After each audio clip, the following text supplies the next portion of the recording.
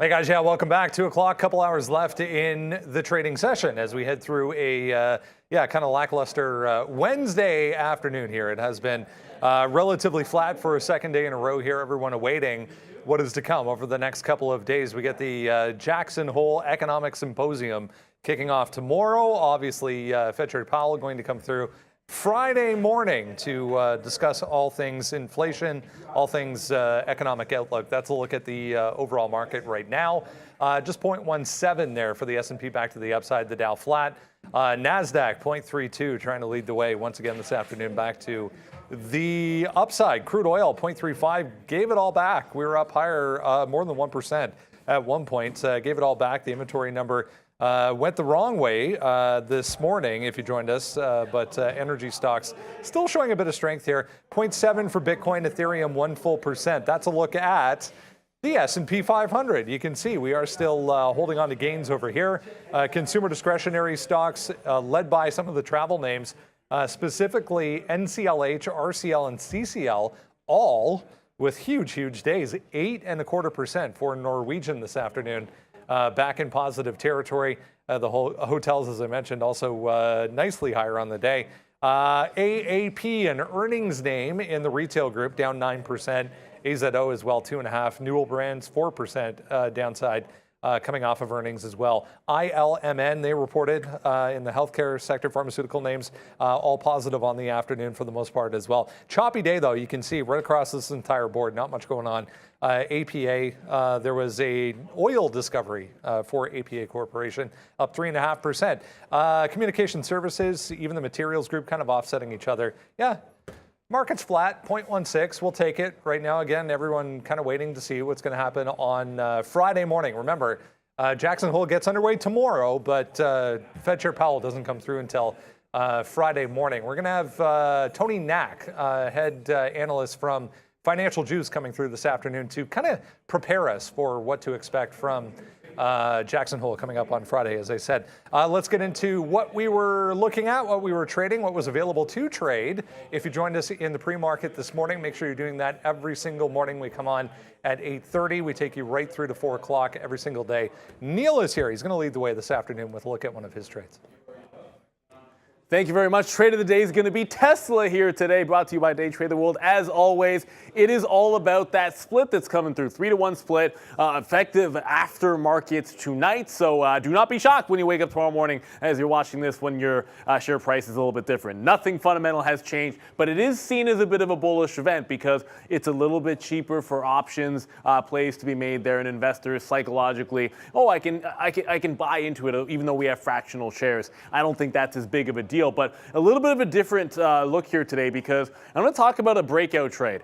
And so it's not really about me pulling up the 15-minute or the daily chart or any of those higher time frames. I'm just going to stick to looking at yesterday's price action. Now, Tesla, for the last couple of days, has been relatively bullish compared to the overall market, which has been a little bit weak. So we're watching this all afternoon and actually anticipating, as this was relatively strong, if the market made another leg up, Tesla would be breaking that 900 level, and we waited. It was grinding higher, that kind of consolidation you wanted to see going into a potential break, and then suddenly it just ran out of steam. In fact, we ended up going short off 895 when it ran out of steam here. A couple of things to end off that we liked is that it breached this 890, then held a higher low and managed to close right at that 890 level. So that's one positive for it, that you're likely to get that 900 break coming here today. Of course, the catalyst, you're leaning to the long side because of the split. All these things are a factor. And coming into the morning, immediate support off of that 890 level, even better, a test. And I feel like this was about 899 and change.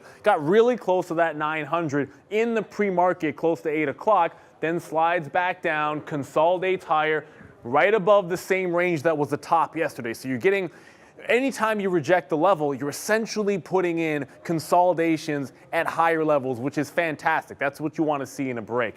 So we get that consolidation off the open. There was a dip buy, and much like every day this week, I was sitting $5 to $10 lower on the dip buy than where it got to. So we're going to end up missing out on that. However, key, it holds that 890 level.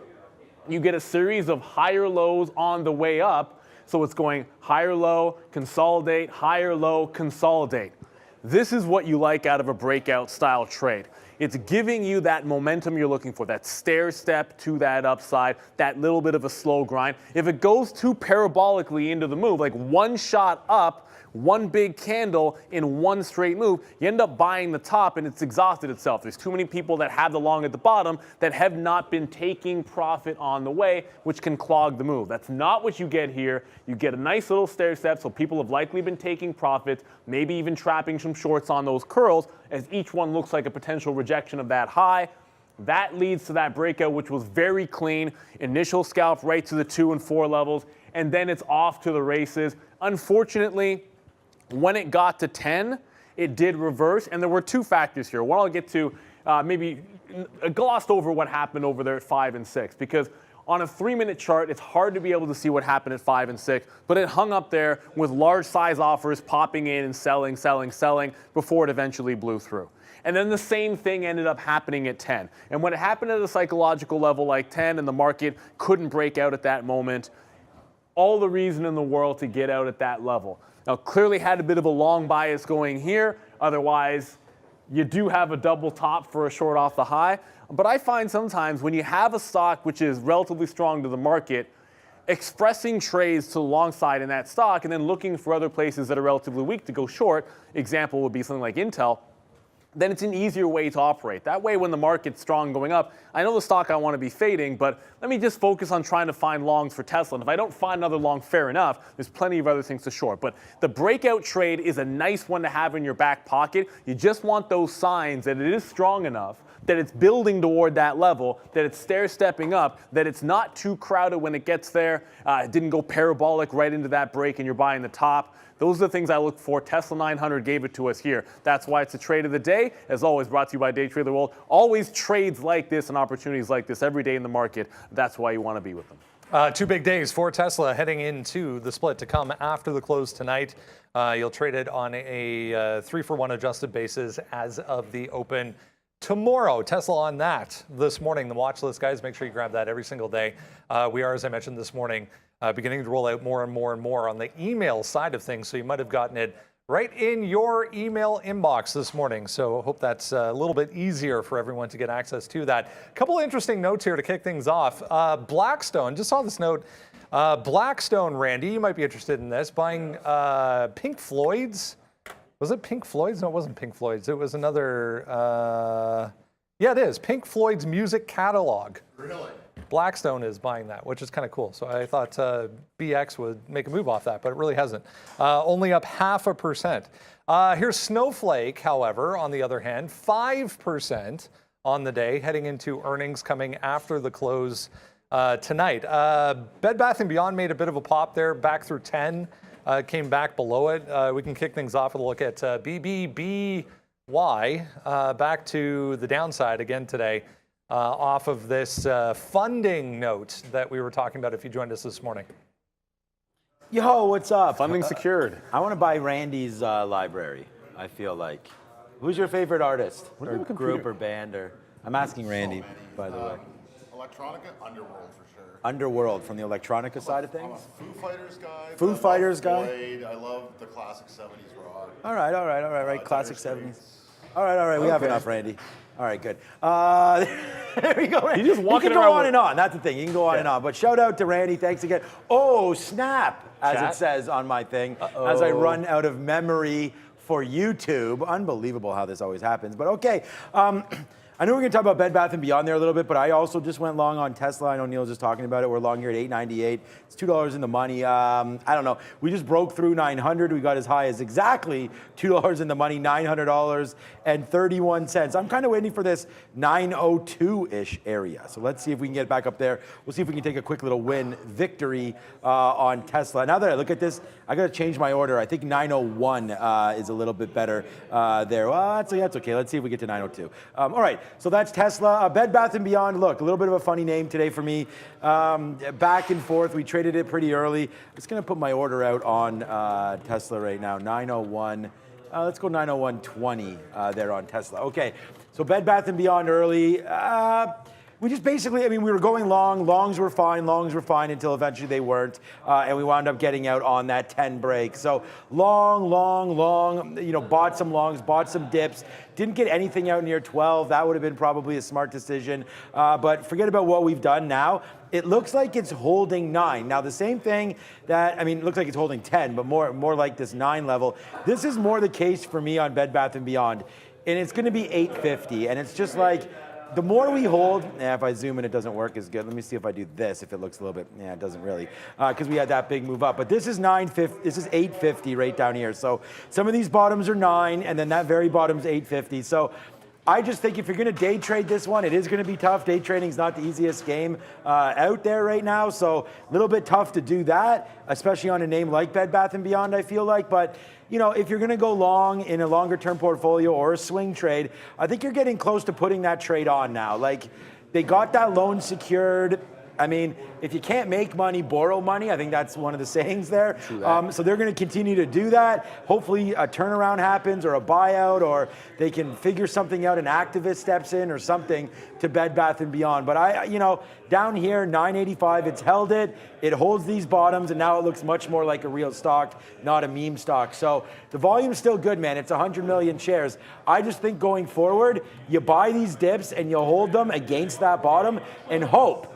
Not to take a word from Pratt, where he said his only strategy is hoping, but I think you go long and you wait for that ignite to the upside, and you just use the day's bottom, man, like 975. Like, I can go long. I mean, I'm sort of talking myself into it. Just going long right now, giving yourself 25 cents of downside, I mean, that's not the end of the world. I mean, it has way more than 25 cents worth of upside if you 27. get it. So that's what that is. I don't know. I think it's close. So the thing about, only thing I want to add to that for Bed Bath & Beyond is this is not the first time with whether it's AMC occasionally or BBBY, where if it puts in the big move in the pre-market, sometimes that's just pretty much it. So when you pull up to 3, when I pull back to 3 minute, essentially all it did was break out at 10 at 7 a.m., run all the way to the previous high of the week, week ago, on Friday, that 1250 area. Didn't even get to 1250, as a matter of fact. I only got half it into 11, and then made that top, and then that was it. Like, there was a reload off 11 that went to a lower high, and then it turned into a short. So how many times we've seen that where it's like the post move, right? Like, it's already had its big squeeze, and then the second move, a lot of times, is more or less done in the pre-market. So if you did not get that pre-market pump or push or a strong buy, it's almost like you're just sort of playing for that one little 930 push or that one last extra, but really it's just a short after that. And if it doesn't break that high, sometimes you got to be thinking about the other side of the trade, which was the short today. Because since the open, like after the open, unless you just took one quick long, it was a short. But I'm sort of with you. I mean, it's 975. I might want to see it break down at 10, maybe just to get a better entry point to take it. But it's held that level since. The pre-market was holding that level too, like 975. It's not just since the open. So it's about the only trade there left. I mean, I wouldn't be shorting it at these levels. I'm not sure the risk reward favors that. But next time, I might not look for that reload at about 845 on this trade. If it goes pre-market and pulls back, I might wait for that 930 trade where you just get in on that pump when other people can start trading maybe for the first time, and then think about if it doesn't break the high, just working a short. All right, we saw on that sector board when we came back on there, retail actually holding up relatively okay today, outside of a pretty disastrous report for JWN. The sector itself, break even or a little bit higher even on the day. Nordstrom's, on the other hand, no bounce whatsoever, coming off pretty dismal report, forecast even worse, guys, for JWN. It's a little unfair to say no bounce. There was some bounce off the bottom, right? First of all, that 20 level didn't hold. So usually there's a trade when it's highly shorted. I'm looking for a long if it can hold the low. The pre-market low was 20 even. It broke it early at about 9 o'clock. It then made this bottom at 950. And then at the open, it pushed higher, tried to get above 20, got to 1985. Had it gone to 20 and held above, I would have been looking for a long. It didn't. So when it failed, take the short in. There was one move to the low of the day, and that was pretty much it. Even the reloads were, as I was trying to play the bottom here, were pretty sloppy. It was break even and then took a hit. And you could have just played off a VWAP, I suppose, at 19 even. We were sort of in meetings at that time, and it would have given you 20 to 30 cents. But it did make a bottom. That's worth mentioning. So the short off the open, it just fell. And there was nothing, you were in it, and then it just sort of worked for you for that dollar. But if you look at where it bounced, hey, it did bounce on that February. Like it's a 2022, like the yearly low on Nordstrom's held ultimately. So it was the only support left in the stock, and it's still there at 1850. So we'll have that to work off of. And I suppose if it doesn't break that in the next couple of days, maybe there's some bounces off that. I'm going to be looking at it in the other direction. Like when Nordstrom's breaks 1850, I want to be short the stock when it happens. So until that's gone, like it has to probably bounce significantly away from that before I'm not thinking that every single day. But yeah, it found a bottom, but it's awfully close to it as we speak. Look, we didn't take, I mean, I wrote on the sticky notes a number 2 name on there, but the only level that I looked at was 20. I just didn't think it would break. The minute it broke 20, I felt like I missed the trade and I didn't look at it, but it did reload back up to 1980. So that would have been not only a good year, but also a awesome opportunity to reload on JWN. Early it was 1980, and then it kind of fell off there forever and still going. But all right, so I'm not going to look at JWN. Obviously, I'm in Tesla right now. And I just want to say, like, I didn't take $2, but I'm going to take $2 if I lose on this. If this breaks through 897, I just feel like 895, and then it's see you later. So I mean, I could hold this till 895 breaks, but to take a little bit of a hit here would only be about $1 and change. 890, yeah. So if I get out at 897. Break, it's like $1.50 worth of a hit here. So we're flat on Tesla right now. It's just if this market breaks below the 50 period, I was just short. I was just short AMD and got stopped. But that short was actually fine for AMD here. Shorted up here, got it out. Then got the last piece out right there as it respects actually that 200 period on the minute chart. But yeah, Tesla anyways, it dumped down through 897. We're gone. We're just going to see if we do get that one last push to the upside, which is why I didn't take $2 when we had it. I was just really hoping to get half of it out around 902. You heard me say that. Excuse me, that would be $4 and never worked out, so pass on that. And I'm just thinking about these futures as they dance around here.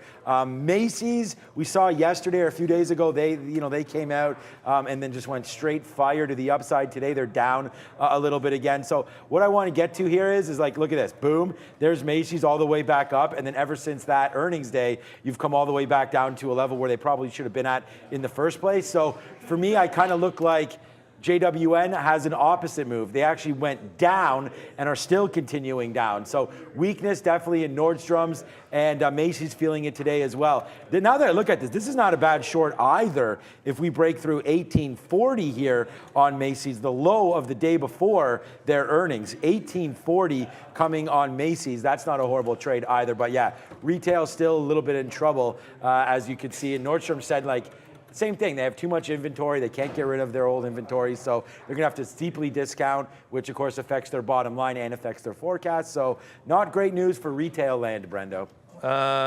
Just reading more Twitter v Elon comments coming through there.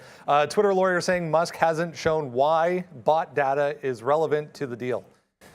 Okay, we're going to hear about this, just so you know, we're going to hear about this until October when it actually happens. More contacts. I forgot to mention as well, it's jam-packed afternoon. Andrew Rader's coming up. Raider Trader is going to be back on before we get to 3 o'clock this afternoon. He's going to talk about relative rotation and why that matters to him. So we'll talk to Andrew coming up. SoFi, more context for you if you're wondering on SoFi. Still holding up nicely here, 640. Was that pre-market level that's still holding 4% for SoFi. More on this Joe Biden talk on the student loan forgiveness. $10,000 in forgiveness if you make less than $125,000 per year.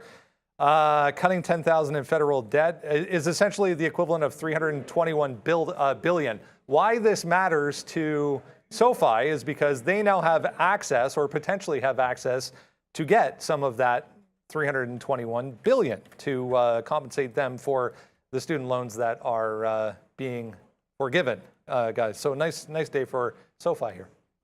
Yeah, so first things, it's AVYA that's moving. I see everyone a lot of people talking about it in the chat. It did just break the high of the day, a double top. It had that 120 high from yesterday. That's what I'm going to work off of. I got the top break. I'll dip by in front of 120 and then work it from there. SoFi was a bit disappointing this morning. Like it was a bit of a battle, if only because 680 to 690, it just could not get above that price. You thought with this resolution and finally getting an answer as to what things were going to look like from this loan forgiveness program was going to be a good catalyst for it. It was already breaking out. I thought it would take the next level, kept buying it in that range between 650 and 665.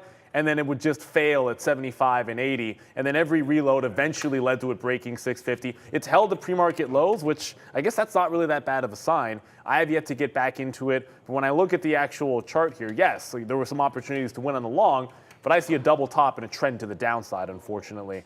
So unless you can go off that low of the day, but I want to see some juice come back into it. It was disappointing in that when I looked at what happened to NU, right, it's like, this stock, which obviously sort of related, of course, just broke out and did what you wanted SoFi to do. And sometimes going for that sympathy name, or sometimes people call it the hot chick, or the one that's more in favor for retail traders, can be the place to go. And it didn't even pull back much. It's still above or at that $5 level. That's the move I thought SoFi was putting in today. It still held the low, so it's not like SoFi's had a bad day. But new up 9% when SoFi had the direct catalyst is a bit disappointing. Yeah, I'm just getting locked and loaded here for Meta. I just went long now on Meta. Might be a little early. I sort of am looking down here at 162.50. We have 163 at VWAP. I'll take a little bit more long there. It's so funny because I said 162.50 earlier today. Not earlier today. I mean, it's on the sticky note. We talked about that, and I don't have the long. Should just put the stop order in when I saw that. There's 162. It ripped all the way to 165.50. That's $3 there if I had it, but I don't, Meta. So, all right, new talk here on SoFi.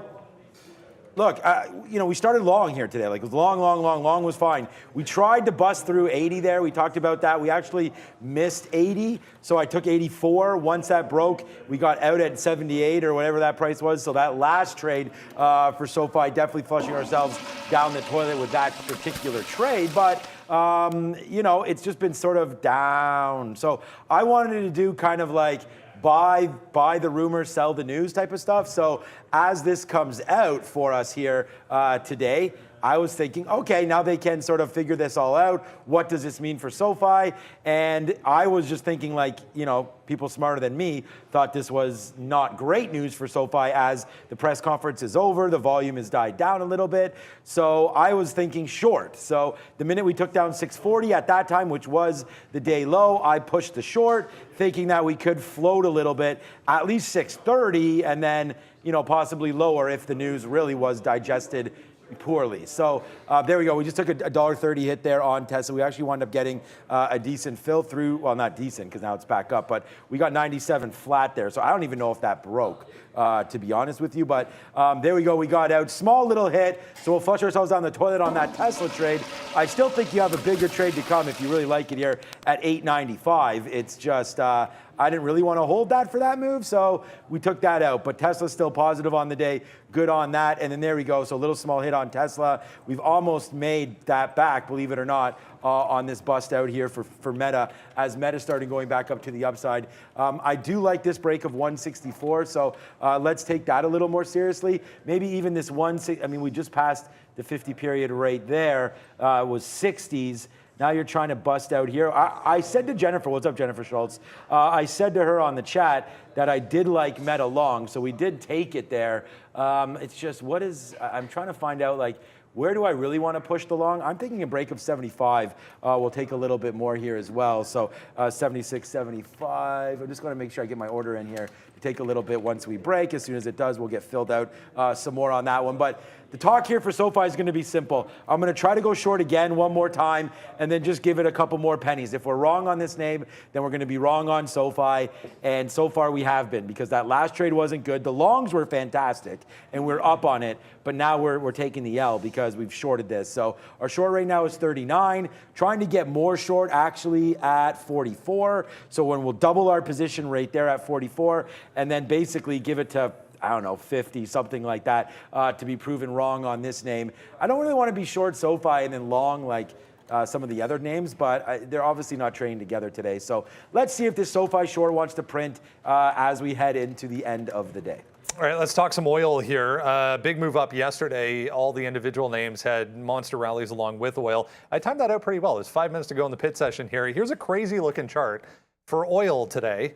It was back and forth and back and forth and back and forth. Now we're trying to get back to day highs here, up 1% and change ahead of the close. But 93 ends up being support. This is when the inventory number came out. So the inventory was actually a bigger than expected drawdown. And this thing went from 94, 95 all the way down to 92.80. Right back up again, though, for crude today, guys. Yeah, just very quickly, that break of AYA it broke 130. So the 25 break got 26. It broke 130 very briefly, got to 31 and put the reversal on. So if I liked it from 25 to 20 even, that first 5 cents it wants to reject, takes them out, then hold for higher. I'll buy the dip in front of 120. But the story for me, it was as quick as it was yesterday on Oxy. And well, I guess it wasn't that quick because yesterday it actually, it made the move to the open. Crazy pre-market going to be gone. But when it made the break at the open, it was pretty much gone off that 70 level right away. And then I was looking at a top break at 72.50. But I had my stop placed, essentially gave it to that support at 73.50. Could have gone tighter to 73 even, did not. So missed the dip buy. And then if you look at what ended up happening, it ended up just holding 74 for a scalp trade. So the really only lesson, I'm going to get stopped out when I make that trade every single time. I just feel like there was an opportunity to start going off of that 74 level because that was where it closed. You had that previous day's close area that it was supporting for the rest of the day, essentially, after the wick off bottom, and then it turned into a bit of a scalp trade there. So sometimes you're going to be one and done because it hits your parameters. But when that level gets reestablished after the morning rush, then you can always jump back to it. The way I like to look at it is if you have a set of ideas or a stock I want to trade at a certain price, there's a breakout, or I like a dip buy at X, this is support or resistance. Whatever happens at 9:30 sometimes is a bit messy. Come back to it at 10 o'clock. And then, after that first half an hour, go back and look at the stock. Is that support level still valid? Is it legit? And if it still is, then just go back to what you were planning on doing at the open that might have shaken you out. So that's one thing I've been trying to incorporate a little bit more is sort of going back to the well at 10 a.m. to everything you prepared for. I just didn't do it today with Oxy in particular, which we talk about the mistakes you can make and what you can do better. Shouldn't have been one and done. It's that simple. Don't mind getting stopped out. That'll happen to you. But I do mind when it was then valid for the rest of the day and I didn't make a single trade on it. Yeah, I just had a little bit of a lower stop on Oxy. We took that trade. It's my number one trade today. It's the most profitable name on the desk. So there goes Oxy, nicely done, up to 75 bucks. 75.20 was my out. I didn't, I was feeling bad the first time we didn't get out at 75.50, but it does retest it. But that's fine. I mean, we pulled all the way against us back to 74 and then ripped it up to 75.20. So, so far so good there on that trade. Actually a little bit surprised. And like I said this yesterday on yesterday's show, that still unfamiliar with a little bit on how this trades. So, oil right here is just making moves back to the upside. But as you're seeing here, Oxy not really respecting that. It is making moves, but not taking off. So maybe something else here to look for on Oxy later on. I feel like I just want to short up here near 75. And you all remember, and it wasn't with Raider Trader last week because I didn't talk about oil with him. But I talked about that with Daniel Shea and how much I liked that 86, 87, 88 level. Now you're up to 95. And I did want to thank one more time our super chat this morning, and I tweeted it out, and it's right here. And I mean, and what I was saying was I love these comments from the viewers, so I want to do this one more time. Here it is right here. Thank you guys. I mean, I'll just write, it might be easier here. Thank you guys for being educational resource and calling out good trades. You helped me turn $800 to $33,000. I like to know exactly what was up with that, with Oxy and a couple other stocks since Friday. So I'm hoping that you did take some of that advice because Daniel Shea was on Thursday or maybe Friday. I think it was Thursday. And there it is right there. So I really hope that, oops, I don't know why I clicked on Oxy there, but that's where it means a lot to us. So, I didn't turn $800 into $33,000. I turned $800 into $400 real quick. But anyways, thanks for that super chat. And some people out there, Brendan, are listening. Yeah, great note. Congratulations on a great trade. Tesla, guys, we touched on it off the top there, both looking at it a little bit here today, but I saw a few people over lunchtime kind of maybe not terribly clear on what is about to happen tonight. Again, this is not the first for Tesla, but a number of questions on exactly what is to come when when we refer to this 3-for-1 split. Where will we be trading when it comes to Tesla tomorrow? So the good news is our charts don't split adjust. So if I can go back far enough, I don't know if it's going to. I'm going to show it here. There you go. The last time they did a split, all that happens is it's a 3-for-1. So last time, I think what did they do last time? Was it 4 or was it 5? It might have actually been a 5. There's been so many splits lately, but it doesn't really make a difference. So all that happens is you reprice the stock, in this case, divide by 3. We're trading at 897 now. So if it were to close right here, let's just assume we close at 897, then tomorrow morning, Tesla's going to be at 299. It's not going to, obviously it's still going to trade and move around, but that's around where it's going to trade, because essentially all you're doing is going 3-for-1. You're going to push down that price. Everybody that had 1 share now has 3 shares. It is just that simple. If you own Tesla in your account, you might not see that reflected right away. You should get a note from your broker that's going to inform you of exactly what the process is. Next time you log in, there's a nice little note. It'll say, by X date, you're going to have now 3 shares if you had 1, 300 if you had 100, and then bingo, bango, bongo. Do not get freaked out if the price of it is much lower than it was the day before. Some charts won't reflect that. Ours will show down whatever percent that it will not be down. So we'll just be trading at a lower price, which can mean cheaper for options trading. It can also mean cheaper for some people to invest in it, although there is fractional shares. So with that out of the way, at this point, Tesla, I think it was a little bit disappointing. At least I think it was disappointing, the 900 break. When I look at how far it didn't go, when it hit that 910, for the entirety of the rest of the morning show, I had a stop through 911, which was the high of the day, to go long again on a break. I was looking for a little more strength off VWAP that was shown every single time it would consolidate and look like it wanted to break. The volume would be underwhelming, and it would never make that pop. And as a matter of fact, the next time it put on big volume was when it was breaking down through 900. So a bit of a disappointment. I thought we'd be a lot stronger going into it. That said, look, the market rejected 13,000 as well. That probably didn't help on the NASDAQ. Bit of a nothing burger for me. If anything, it's now like 900's going back into some sort of resistance here, and then we'll have to trade it, sort of doing that. If your charts don't split adjust, tomorrow we'll be coming in just looking at key levels and dividing by 3. Everything else is going to be pretty much exactly the same. I just wish we'd have had that break at 911. I thought we had room to 925, and that was just not the case here today.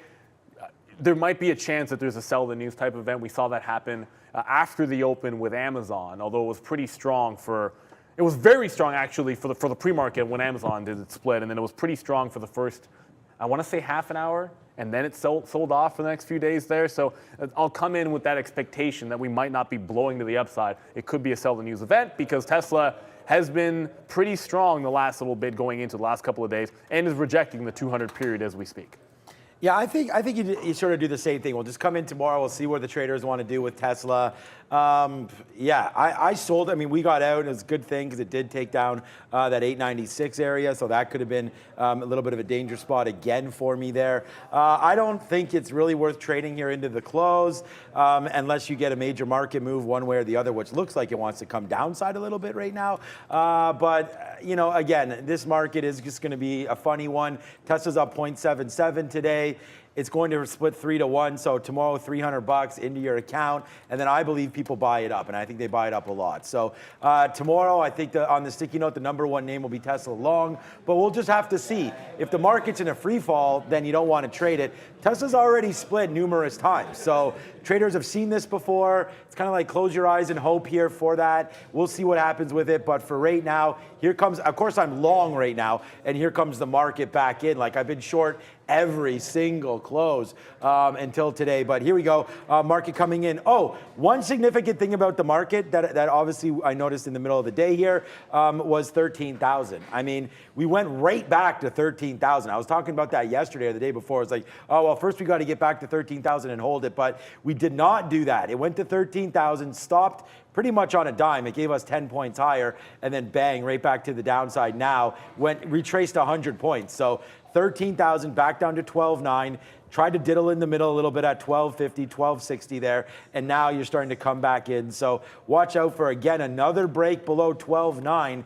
I mean, that's these bottoms holding. So the market's gonna have to hold, which puts me over. I think we're basically done with that board now, guys. Which puts me back over here to Meta, where we will now engage longer. So we took some out. So when we just got into that Meta trade right here, we took some out right before we broke 75, right? So we got some out literally at 71 and 73 because it was bouncing around. We only got it at 40%. Then we took that long trade, which didn't go in the money at all. It went in the money 10 cents. Who cares? I'm thinking that we were able to take that 200 period. Didn't happen. These are just 1 minute charts. So it's not like you're not going to read a book about like how to trade off a 200 period on a 1 minute chart. I mean, it's crazy to do that. But you know, I was thought maybe we could get to that. We didn't. I'm more looking at key technical levels, like just on a chart, like where have we had support and resistance before? So right here is 164.23, kind of hoping that we can get that. And at the same time, though, don't want to hold this below 163. So we'll average in when it comes back in right now around these prices. My fill should be coming at about 30, so right now. And then we're going to watch out for this 163 on the breakdown. But on the other side of it, we do have SoFi, which gave us that short there at 44, now giving us an average price of 42. So we're back into flat. Now we're back into the money on SoFi, but whatever. I'm thinking again that we break. That's 38. I'll put a bid at 38 just to take something out, not like maybe 10%, but I think SoFi has a chance, especially if this market continues its downside move here. It's not a hedge against Meta, trust me. But maybe we touch these pre-market levels of 35, and then if we don't hold, then I'm thinking that we can sort of retest where we were yesterday. But I don't think SoFi goes red today, so I'm not sure. I got to figure out an out for this name. I'm actually looking at Nvidia reports after market for anyone that doesn't know that. I feel like most people do. It was all week long, the chips have been pretty weak. 172 was a key level, but 171 was what broke down. We're shorting off of that level all morning until it broke. When it took out the high at 172, went into the long side of the trade, tried to reload there, it stopped. And now we have, I'll zoom in so we can see this a little bit better, but now you have this resistance at that 172 area with this wick top through 172.25. So I want to start thinking about shorts off of this for Nvidia. I am sitting in Intel. And I sort of said this yesterday that that's the second time I've typed NY for Intel. Like, are you kidding me? It's one of the first stocks I ever traded when I was in simulation way back when. That's how old Intel is and how old I am. And I still get it wrong. So it's below 34.40. And ever since it broke this level, I missed it on the first day, the next 2 days, and every day that we're below here and close enough within contact of it and the trend is still clear, I want to be to the south side of this trade. There was a mistake of not being aggressive enough in terms of taking shares out at the bottom this morning. Like when it got to yesterday, when it broke yesterday's low, it was down there, I was not taking the 33.60s when I was getting short in the 80s and then some 85s, which was a mistake. And then we rectified that a little bit. And then when it finally reversed off 34 with the market, I said, have to be more aggressive because the market looked pretty strong. It's below VWAP now. It's holding below that previous close at 33.75, which reestablishes that level to work off of. But I'm going to stay short here, work off of that 33.80 for the afternoon, and then see if it can't get toward that low. If the market breaks lower, ends up in the red, then I'll be surprised if Intel isn't down 1% or more. I'd be shocked if that's the case. Nvidia, of course, last time they reported, or they did revise their forecast negatively last time, and some people are afraid they're going to have bad earnings because of it, but can't ignore the fact that it was a pretty good recovery off that 172 level. That's why I want to make sure I'm stopping out if it breaks 172.25, because it's still a pretty bullish chart, even if I feel like we're falling off into the close. So Brian James, you know I always want to party, P-R-T-Y, party. Look at Tesla dropping back down now. Good out for us, getting out at 97 off of a 90. I mean, we took a $1.30 hit. No big deal there, or even less, I thought, on that trade. But look at it starting to break down. Just watch out here because these are the open wicks all the way down to 891, 892. if the market gives it up here, and I don't think Tesla really needs to follow the market. Again, remember it's that whole saying that I said for SoFi as well. It's, you buy the rumor, sell the news. So Tesla's done good work over the last couple days here, right? Making that bottom of 860 and then just going up like 1 day, 2 day, 3 day, 4. Now Tesla had 6 down days, followed now by, it looks like 4 up days heading into the halt. So although the NASDAQ's been kind of sideways or down over the last 4 days, I guess it's been down, the Tesla has been going up. So don't be surprised if this name wants to give it up a little bit here into the close, just because of the momentum behind the name might be the other way. It's just people taking profit. Look, the worst thing about the stock market and traders is uncertainty. So I think heading into the split, an hour and 20 away, traders may sort of, I don't want to say throw in the towel. I mean, it's Tesla. People will buy dips, but just be careful with that one. So again, in my journey of being, kind of upset all the time, Meta came within 5 cents. 5 cents? 5 cents. Did you put it on the round number again? Yeah, I put it on 30, but again, it wasn't, I thought, I didn't think we were going to get, whatever. I mean, I could have put 40, 50. It doesn't matter. It's just this 38. bottom here is 25. So I was like, you know what? We've hit 30 before. Let's go there. We miss it. That's fine. All good.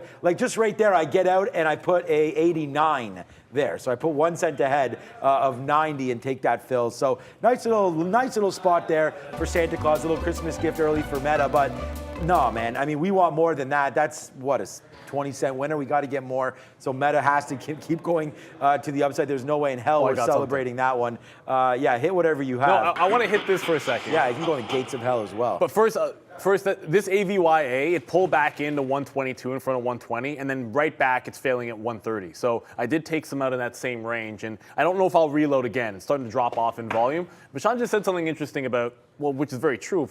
The markets and traders like certainty. They don't like uncertainty. And I'm going to say this right now. A lot of times when you head into uncertainty, you get nervous. And we're doing something on Friday. Yep. And it's going to be spicy trades. And we're going to be eating hot wings in the afternoon show.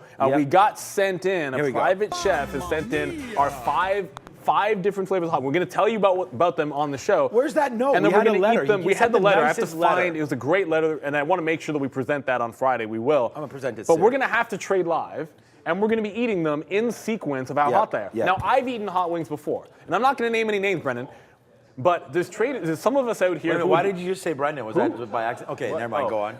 There's some people who maybe have not had terribly hot things on the Scoville scale and do not know what to expect. And the level of fear that must be going on, there's probably beads of sweat already going, understanding that we're going to be live. I'll be right back. I'm going to go get something. I'm not going to be drinking any milk.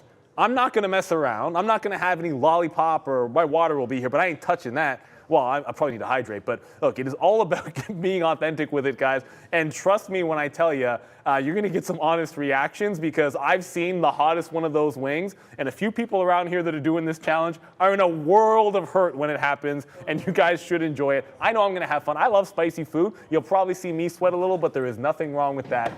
You got the milk out there? Well, I'm just going to show people. Yeah, you don't need no milk, man. I'm trying to Brendan. I keeps it real. I keeps it real. I just wanted to go get I that. would lose every single. So my family's West Indian. Mute. My family would just be like, really?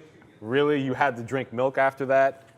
You're gone. You're kicked out. It's not going to happen. I mean, Prad has said that he ain't down with hot, spicy food. So not to say that it's only a culture thing, but Indian normally spicy. But Prad not down with it, but Prad will be joining us. And apparently the name that yours truly came up with is what we're going with, Spicy Trades. I thought it could get some work on that, but Spicy Trades is what it's going to be called. So we're doing some Spicy Trades on Friday. So it'll be Friday about this time. You know what I mean? We'll start it. Yes. And then what I'm thinking is every level, we'll hit that, and then you know it's time to go. The only question was, Maggie had this, and we talked about it in our meeting again today as well. What about, are we sponsored by Natrel here or something? Maybe I should get rid of that until we are. Also, it's just going to get warm. You leave the milk out. There's 40 of these things. I have a pet peeve at home. I just why do you leave the milk out? No. Put it back in the fridge. Yeah, I'm not. I definitely am not. I'm one of those people, man. I'll just. You know, someone will take it back at some point. I know. I'm just but now I forget what I was going to say. But the point is that it's going to be fun. On Friday, we're going to start it off. And then as soon as I get that letter, I just told Maggie to bring it back now here. she's saying we have it? I don't have it. No, Liz has it if you're watching. Liz has it, Maggie, if you are watching. Because I gave it to Liz to make something nice. It was such a nice letter. It was so... I want to get the name correct. You know how thoughtful it is these days for someone to write it? Like, it could have been an email, but it was actually a handwritten letter. Like, that is... It's a handwritten letter, and I don't know. I feel handwriting is, like you were mentioning there, means more when you get it. I could barely write, to be honest with you. It's like sending out Christmas gifts or Christmas cards and stuff like that. You write little notes in there because everybody kind of gets the same thing, but a note kind of makes it feel more personal. So thank you for that. And the gentleman's name is slipping my mind, but that's why when I get that, okay, here she's coming apparently. Oh, she's coming. Got to come from the other side. And you know, if you're watching us for the first time, it's a prop floor behind us. So a lot of traders sitting there working, trying to figure stuff out. And we are a team here at Day Trade the World. And here we go. So here it comes right now. We are going to get back to trading in a second. Thank you, Ms. Liz. Right now, I mean, just look at this. Oh, Henry's hot sauces. Yeah, so I'm trying to hold it so you can see all the nice writing. And here you go, Neil. The guy's name is, I think, is on. It's that Henry one. Labard. Oh, Henry Labard. Okay, good. But like, there's a name in the chat, and that's the whole Should sort we of break thing. down these sauces now, or we'll do the first two? We'll do the first two. Yeah, that's fair. This is like a teaser. It's a teaser. Not the hottest one, because the okay, hottest one. So I'll read the first one. So it's Berry Thunder. So it's blackberry curry barbecue hot sauce. He started making this in Vancouver. Hold on. Okay. There you go. Started making this in Vancouver Canada. with wild berries in 2011 during his time at UBC, so University of British Columbia.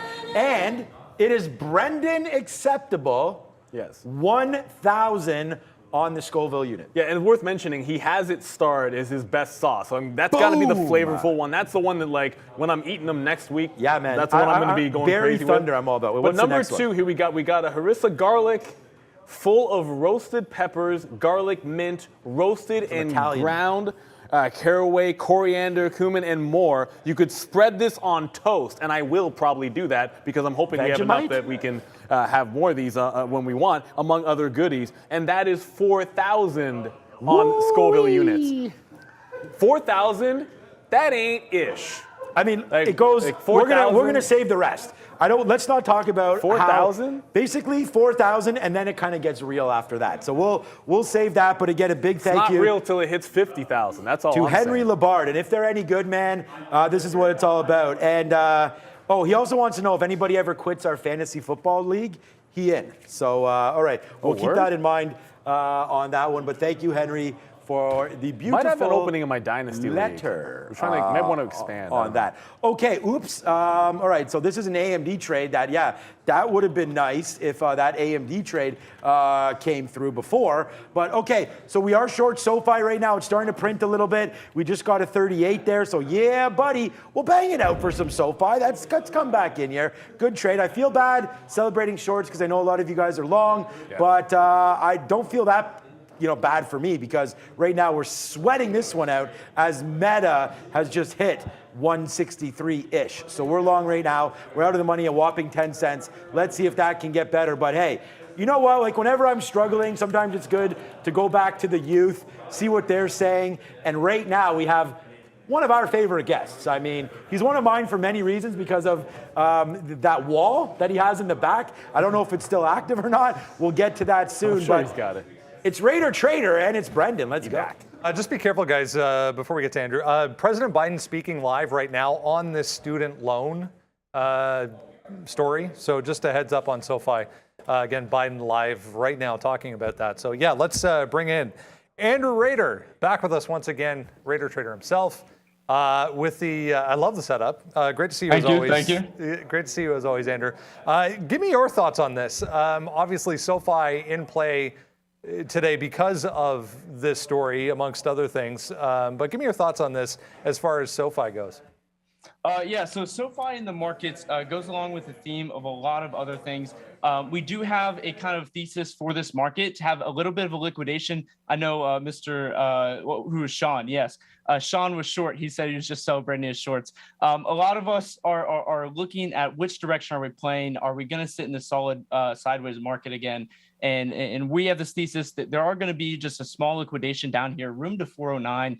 In names like SoFi, I've been playing SE. I'm currently in SE calls, as well as some of these other names, semiconductors actually, Nvidia and other guys like this are getting flow. So along the fly of these kind of ARC names, SoFi names, these tech names, QQQ calls are all going to do really well once we get this tiny little liquidation. And typically these liquidations I look for because of kind of underlying principles, a theory called Wyckoff. A lot of people can look it up, but I do look at this kind of spring down.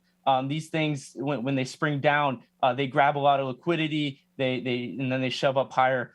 Parabolic rises get bought up very, very quick, and we look for those. So SoFi, one of many names that we're looking to play as far as growth for this final leg up coming into this seasonally strong August end. You're a guy that looks at a lot of sectors or bigger picture type of ideas and then drills down into individual names. Talk to me about what's going to happen over the next 2 days. We get Jackson Hole starting tomorrow. Fed Chair Powell obviously coming up on Friday morning, which will be the main, obviously, market event, I guess, of the week. How are you going to play this? Where do you go as far as market moves? Where do you go as far as individual moves? And depending on, obviously, the direction the comments come in. Yeah, so as far as when it comes to Fed, and of course that study, the Jackson Hole, I believe it's called, a lot of people are sweating over that. There's a lot of people looking forward to that, and what the market's going to do before then is a mystery. But all I know is that our game plan coming into this is a final leg up in the markets, whether that's a parallel channel. But depending on how we go up in the markets here, according to our expectations, my expectations, if it's a parallel channel, then we're setting up for a pretty ugly September, as that's going to encourage some of these big sell-offs, as my bet is against Apple. That's going to be the trade for me this September, is going to be an Apple drop. But there's been a lot of talks of, are the Fed going to rug pull it? Are they going to increase and go beyond the expected amounts that we're talking about? We'll have to see. But as a trader, how I approach these Fed meetings is I always play the follow through. Going into these, you can buy puts, you can buy calls, or buy long, go short, and it goes both directions and very volatile. And you can get roasted on both ends, no matter what your end are. So the follow through is really what counts. Day after you see the gap under the zone, you know where to short. You gap under an expansion zone, you know that's going to be playable. Stuff like that. It's very hard to kind of master the earnings kind of mindset of let's get in before earnings and try to pick a direction. A ton of opportunity in the market in general this month, but yeah, you touched on a few things there that are going to be key going forward. You can't dangle, Andrew, Apple out like that and not give us more context on this idea. So is it simply that Apple was among the most impressive off the lows? Also, guys, make sure you throw some questions in the chat for Andrew. We're going to get to Neil and Sean here in a second, but if you have any questions for Andrew, throw them in the chat right now. We'll get them to him coming up here. But give me your take on Apple. Is it simply because of the size of the move that we've seen off the lows? Yeah, so one of the obviously Apple, with being a large cap stock, airing off the bottoms, it's going to be a name where it's held up almost too well. And I don't want to be a bear. I don't want to come in here and say the market's going to crash. But there's going to be a time when something of whether it's a big correction, whether we see a huge market flip or pivot in September. But you look at the past COVID highs, you look at all of these. Apple has not even come close to any of those recent levels in this huge willingness of Apple to hold as a large cap. What you want to look for is obviously those small caps to fall first. You want to see the ARC names. And this is, once again, setting up for later September. And then hopefully through mid-October, we can start to go long again. But these shorts are Apple. I do believe it's a great company long-term, absolutely. But I do think that these 170, 160 prices, not to be the guy who's all about fundamentals, but the price action as well has been way too consistent, way too solid for these market conditions. And I think that the Powell and the study and the Fed will eventually come through with some sharp expectations, and you'll see a big gap down with Apple. Yeah, no, I mean, it's a great point. There's still a ton of uncertainty, obviously, floating around in the background that needs to be sorted, to say the least, before we get any kind of major move here. A lot of focus. When last we spoke, we touched on retail a little bit here going into what happened this week. We got a lot more retail earnings this week. Obviously, TJX out. We got Urban, URBN. We got JWN aftermarket yesterday. Was there a trade there this week, specifically in the retail group for you? Yeah, Nvidia. So I don't know if you're talking about specifically the retail sector, but as far as earnings this week, definitely looking at Nvidia. I do have a bet for that. Today, I actually took the trade. Nvidia long. That's my bet for the earnings. I don't play too many earnings, but Nvidia is my net kind of hedge to the upside, if you want to call it that, as I am short Apple and some other names over the next few months. But as far as earnings, Nvidia is definitely what I'm looking at. So Andrew, you actually, maybe you read minds, but we did get a question from our viewers that was specifically what were you looking at for Nvidia. So first thing, maybe if you want to just maybe expand a little bit more about your thoughts on Nvidia. But the second one, because we opened with SoFi, we had a question on Instagram that I want to make sure we got to, which was for a lot of people, you talk sometimes swing trading, which is, we mostly day trade here. But how do you avoid bag holding? A stock like SoFi. Obviously, a lot of fintech names have had the same fate in last year, where it's you like the idea, but it's been downward pressure, and it's easy to get caught bag holding. So, what's your approach to avoiding that? And then, if you could expand maybe a bit on that Nvidia bet for earnings. Yeah, absolutely. So first of all, how do you not bag hold? If you guys want to also pull up a chart, I'm excited. Over the next few weeks, I will be able to screen share. So I'll hopefully get this information to you guys and some new perspectives as well. But as far as how to bag hold, if you guys want to pull up the chart SE and whatever, 1 hour, whatever, you can see that this is kind of the formations of how to slow down. You want to enter when things are slowing down. This does not mean catch a knife. This does not mean, if a stock is aggressively having these sharp reactions off some of these supply zones, whatever resistance areas. That is not what it's slowing down. What's slowing down is a chart like SC, if you pull it up, where the selling is very aggressive at first, and you eventually see those levels starting to fail to break, and eventually you'll get one more pop down. And this is where we kind of reference Wyckoff theory, where you eventually get the spring down. This is to grab liquidity. And of course, these are your best times to get in. Often on low volume, those springs downs are, and that gets that pop up, and you eventually see the continuation. So a name like SC, I'm betting on for the 9th to eventually go up to around $70. But these are where you not only do you control your risk by not getting, completely slammed right off the bat from trying to catch a knife, but it gives you time to continue to assess the stock and to hold it. As long as the idea or the structure of the trade doesn't change, it doesn't matter if your contracts are down 30, 40%, right? Maybe if you have a small account and you're trying to limit risk, but as long as the trade is still there, the price of those contracts or the price of that trade should not matter. If that long is still holding, if the levels are holding, then you stay in the trade regardless of how sideways it is. If it doesn't give you what you want, of course, get out. But that's kind of how you do that. Yo, Andrew, what's going on, my man? What's up? Chilling, you know how we do it around here. People said that I should try to employ you. So if you ever want to come down to Toronto or come up to Toronto, where are you located right now? I'm in Ohio, so you're only about a 2-hour flight. That's not bad. We don't mind LeBron James and all that. He got some love. He comes up and visits Toronto all the time. That's Ohio State, not that. No, I know, but from Ohio. I know. Not Akron, Ohio, right there. Okay, let's go. I said last week that we would maybe do a little segment, Ask Andrew Rader, so let's do that right now. First question is actually right on topic. I'm holding PaySafe. Like, talk about holding the bag. Are you holding any bags right now? Holding bags, I talked about it last week, Jumia. Down quite a bit. But anyway, we're going to act like that I'm the perfect trader. Yes, I am holding the bag on Jumia. I'm down just a little. No, a lot more than that. But I am holding Jumia, yes. Okay, that is my bag holder. JMIA. Okay, good. Yep. The next one, and I think I know the answer to this one as well because I feel like I've asked you this, at least I asked you about this indicator, but I'll throw it to you anyways.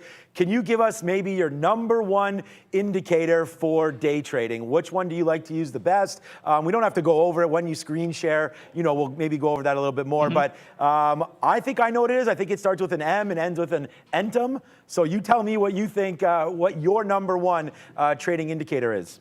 Yeah, so first of all, it's momentum, but I will say this will be a little teaser for next week. I have started to kind of, I don't preach normally until I'm fully solidified on the idea of some of these tools, but VBSM, volume-based, I don't know what the S stands for, but then momentum. What it does is help validate the momentum indicator, and I'll kind of talk about this next week, but these two paired together can be really, really good for analysis and risk entry for exits and whatnot. Okay, that's wicked. I knew it was momentum. Like I said before, I was watching some of your videos, and I know you talk about that all the time. So that's awesome. And then we don't have too much more time, and I want to thank you again for coming on one more time. It's been fantastic. Last question, and we could make it quick or long, whatever you want. How did you get involved? And I know we've done this when we first introduced you, but now it's been a while. What got you into trading, and perhaps what keeps you here? Yeah. So as far as what got me into trading, first of all, when I was, 12, 13, 14, I wanted to be a doctor. I had the grades, I had the mind. My parents wanted to, my whole family wanted me to be a doctor. I went and shadowed doctors. I went and shadowed surgeries. But I found myself coming home and I realized, I don't watch any videos about doctors. I don't study being a doctor. I don't like being a doctor. So I actually decided one day to, when I was taking a shower, when I got out, of course, YouTube recommended section, what do you want to watch while you, go downstairs and get your cereal? Oh, a stock video. And I don't remember who popped up. It actually might've been you guys. But I started watching some stock videos and I was like, this is pretty sick. But I got into that. And ever since then, I've stayed around because trading is more than just about the money, about growing your wealth. Trading is both a community, a challenge, right? Coming every day with a new problem that people around the world with trillions of dollars may not be able to solve. And that you might be the one to solve it. And you might be the one that rewards the benefits from it. So that's what keeps me going, the passion, the love, and hoping that the betterment of the community, wealth, and well-being of others. Hey, well, I mean, that makes me pretty happy. Let's do one of these. We'll dab each other up there. I don't know if you saw the screen there. A little bit of props there because, hey, if Neil, myself, Brendan, and the Trader TV Live family had anything to do with, you staying around and getting involved, then I say, bring it on, baby, because that's what we're all about. So, Andrew, any last little words here before I let you go? Anything you want to say to the viewers or your fans or anything like that? Absolutely. So if you guys are watching these day by day, obviously I'm coming on, hopefully for the next few Wednesdays in a row, maybe forever, who knows? I might be behind Sean one day, creeping in on the video. But as far as right now, I will be sharing my screen and stuff. So stick around, follow these guys. You can follow me on TikTok, Instagram, @RaiderTrader, hop in the Discord, have a chat, whatever. But if you guys want to keep following, we'll be doing this every Wednesday. And of course, stick around and hopefully you guys can learn something. Awesome, man. If you have diamond hands, I have diamond hands. So let's go. Andrew Raider, thank you so much. Raider Trader, always a blast. And we will check you next week. Good luck with your Nvidia play. I like it. I like it a lot. All right. Yes, sir. I love it. All right. There was something that got said there. I wonder if you wondered what the milk was doing here. It's a little random and it's still there. We should put it back in the fridge. We'll put it back after. We'll get it sorted out. I mean, it's only been there 10 minutes. Yeah, it's not that bad. It really is. It's just one of my little pet peeves. But Andrew said something there which was, I think, really cool because it's not an easy thing. And everyone gets family pressure for careers and expectations and whatnot. And it's something I know I can relate to because I went to school for accounting. And that pressure to get a profession, do this, and do what your parents want. And there is nothing wrong with those career paths. But it is not an easy thing as a young person to sort of say, I have all of this laid out in front of me, which everybody loves. It's like, oh, my son's going to be a doctor or a lawyer, whatever it is. And then choose your own path. And one of the coolest things you can ever do is once you make that decision, understand just how much usually the people around you that you thought would be like, no, you can't do that. You have to do this straight line. They're like, wait a minute, you thought this through, you have the brain for it, you're working hard for it. And then suddenly it's not necessarily that oh, no, they're disappointed you're not being a doctor. It ends up being a lot of times the other side of it where it's, I'm proud of you for actually taking this risky step and putting in the work to make it succeed. So look, we already respect and love Andrew. It's just hearing that is pretty cool. That actually rings home for me because in a West Indian household, it's like they always want you to become be a professional. So it's like you pick one and then that's what you're supposed to work towards. Yeah. And then when you don't, it's like, okay, well, is it going to be accepted? And trading, of course, where it's like commission-based, eat what you kill, that's not an easy career path. For a lot of people to accept. So I think that's pretty cool for Andrew to have shared that. Of course, everything he shares is cool, but I thought that was pretty awesome. Yeah, my pressures was to get into waste management, so I didn't have to worry about that. I don't know why that took a second. Yeah, well, that's my bad. I don't know why either.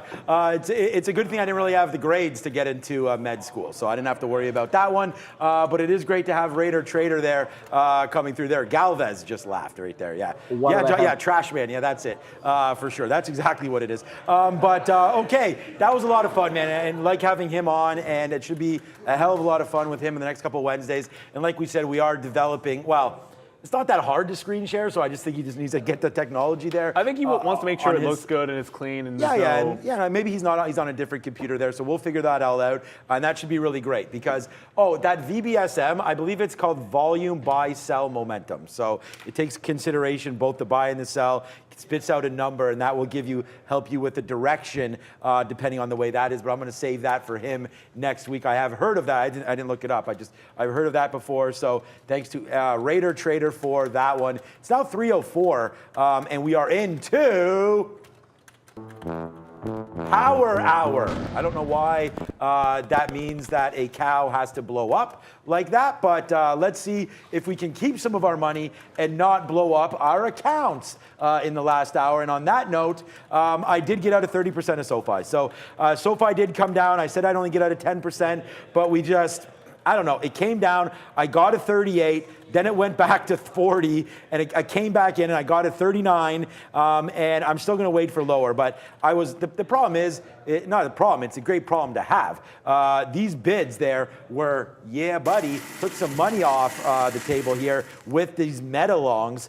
Thanks to Jennifer Schultz for bringing up this name. I was already looking at it, but it never broke 164. We just decided to respect this bottom again. We've done this over and over again on the show at the end of the day, where it just like bid, offer, take 20, 30 pennies. I'd rather hold for a move upside here in meta, but what the hell's going on with SoFi right now?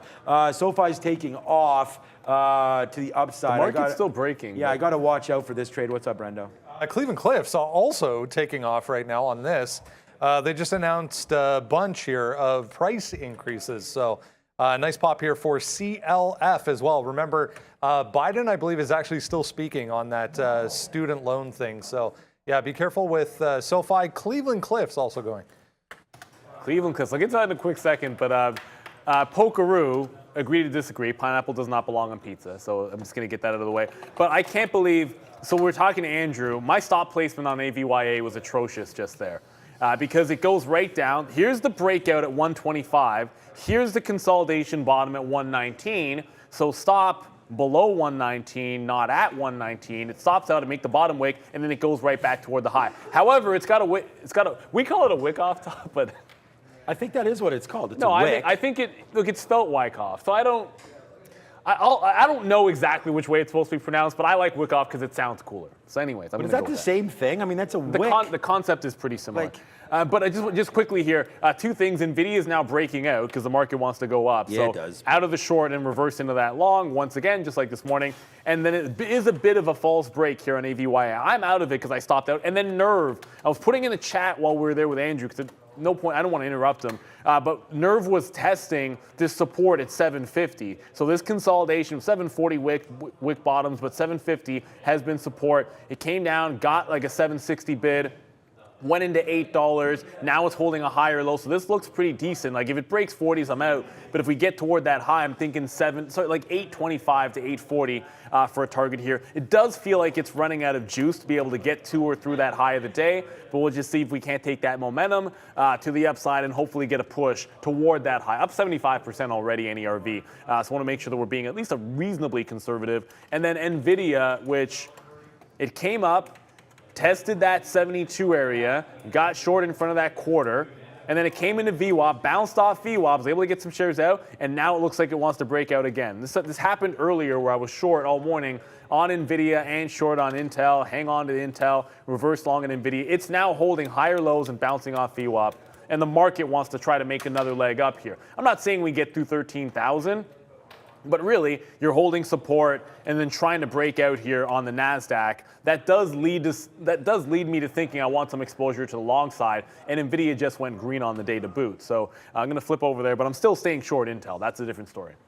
Yeah, unfortunately, you're going to see me long a little bit here because SoFi did break through that 47 and we got out. So it's showing me long now, 47, just some of the stuff that we had there.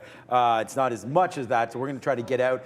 And I mean, I I thought that whole Biden stuff was over with. Fine. I mean, it took out that level. I just wanted to get out if we took out that wick top there, 47. So that's what happened, and we wound up getting out. So it's all fine, but yeah, I was not really expecting that news, and all of a sudden I was like, what the heck's going on with SoFi? So we were able to get out early at 44 or 45 when that started to happen, and then we did punch the top there. We're going to get out of this right now. Maybe if it takes back 50 or climbs a little bit more, we can get back into the short, but again, you can use more shares. I just shorted some 45s there. You can use a little bit more shares on this name, obviously, because it's only a $6 name as opposed to what I'm trying to do. Yeah, let's go Meta. What I'm trying to do on Meta. Meta's now a 50-cent winner, so, what was a stock today that touched 160 early, now went like straight up 550. Now it's trying to hang out around it here. I put on the sticky note earlier that I really liked Meta breaking through that 162.50, which was right here. Missed that break before it went all the way up. So let's see if it can support this volume-weighted average price coming up. And if you missed us early, what we were talking about, Friday is the debut of spicy trades, and what that means, that's why we had the milk there, is that we have to thank, again, what's the dude's name again? I was going to say It's Andrew. Frank Henry. It's Labard. It's Labard. I remembered the last name. It's Henry. It's, Henry. but the name of the sauce is the first. We're one, excited for Berry Thunder. Berry Thunder. That's the one I'm excited. And then the next one's a garlic one, and then we're gonna. So today is Wednesday, so we will divulge the other 3. There's 5. Berry Thunder. Yeah, there are 5, and it goes from 1,000 Scoville unit to 4,000, and then, as I said, we'll talk about it tomorrow. But then it ramps up big time to the point where we're in the hundreds of thousands for the last one. Prad's gonna sweat it Boy, out. that's going to be fun. I got to make sure that on that day I wear not a bright blue shirt. I'm going to wear something more like what Prad had on, like that red shirt. Like, I don't know if he thought it was Valentine's Day or That whatever. was the reddest shirt I've ever seen. Yeah, so that was awfully red. That shirt. Yeah, that was an interesting choice, but he liked it. The market's up today, so that red shirt, n'est pas for the market. They were both in red, actually. Delaware judge decides Musk Twitter data request later. Judge to decide later. Well, yeah, I didn't think it was happening anytime soon right there. So, again, as the headlines keep coming out, we tried to go short and then we got stopped out. So this is a negative trade for us today on Twitter when there's just some first talks. I don't even remember what the headline was at this point, but it was something about bots again. So I went short thinking that we would break this 40. That never happened. It actually stopped at 40 and then just respected the 50 period all the way up until eventually it hit it back down through 40.50. And then we just made another high at 40.90 right now. So as the market's only up 0.4, Twitter up 2%, just really outpacing the market here. Brendo. A few comments, guys, from this, and now it's a Q&A, apparently, with President Biden. He's saying student debt relief can help 95% of borrowers. So remember I was saying 125,000 or below, you get 10 grand, essentially, forgiven. They're also, they're also asking him about Mar-a-Lago, apparently, still. So that doesn't even matter. Yeah, so if you make 125,000 or below, you get 10 grand forgiven, right? So that was that 321 billion that SoFi could get access to. I feel like we knew that. So, like that was the whole yeah, thing. I feel like we didn't know that. But I want to talk about Randy's Cliff. back. Randy, oh, you Randy's need to, here. I was going to ask, like, Where'd this guy are you growing it out on top or what? Because I need a trim. you get that email from you were making Halim. fun of me because I had too much. Okay, you're gonna get a trim. Okay. You saw our barber's out of town until September. I know we did a TikTok with him. no. I think I showed you that. Okay. Sorry. Sorry about that, Neil. No, I don't. I just wanted to ask him because I always talk to him about when he has a cue ball. Yeah, but the other day he's walking by. He's like, "Yo, Neil, you need a haircut," and then your hair is way longer than mine was at the time. So, and I don't even cue ball it anymore. I'm just. I know. And Randy keeps it nice and dapper as always. But at some point we're going to talk about Cliff, and that some point is right now. 1840 Cleveland Cliffs. Yesterday's high, oddly enough. Today's high as well. So last time I checked, we call that a double top. So a little bit of a double top forming on Cliff. Ever since when Brennan came through, And it did actually push a little bit higher. Now it's time to pull back. I just think about this round number 18, previous high at 18. That's where the dip buy would make sense. Otherwise, if it holds a higher consolidation, there is that 1840 level. If it was just a random high of the day now, I don't know if you like the breakout, but because it is that double top, I think it makes some sense there on Cliff. I want to see the volume hold up as well. We are in a power hour, right? So anything taking highs or pushing the highs, you need to see volume following through with it. Otherwise, I'm a little bit skeptical that NERV, you know what, Nerve is still holding this $8 level, but as long as it does this, I think it has that chance to push toward that high of the day.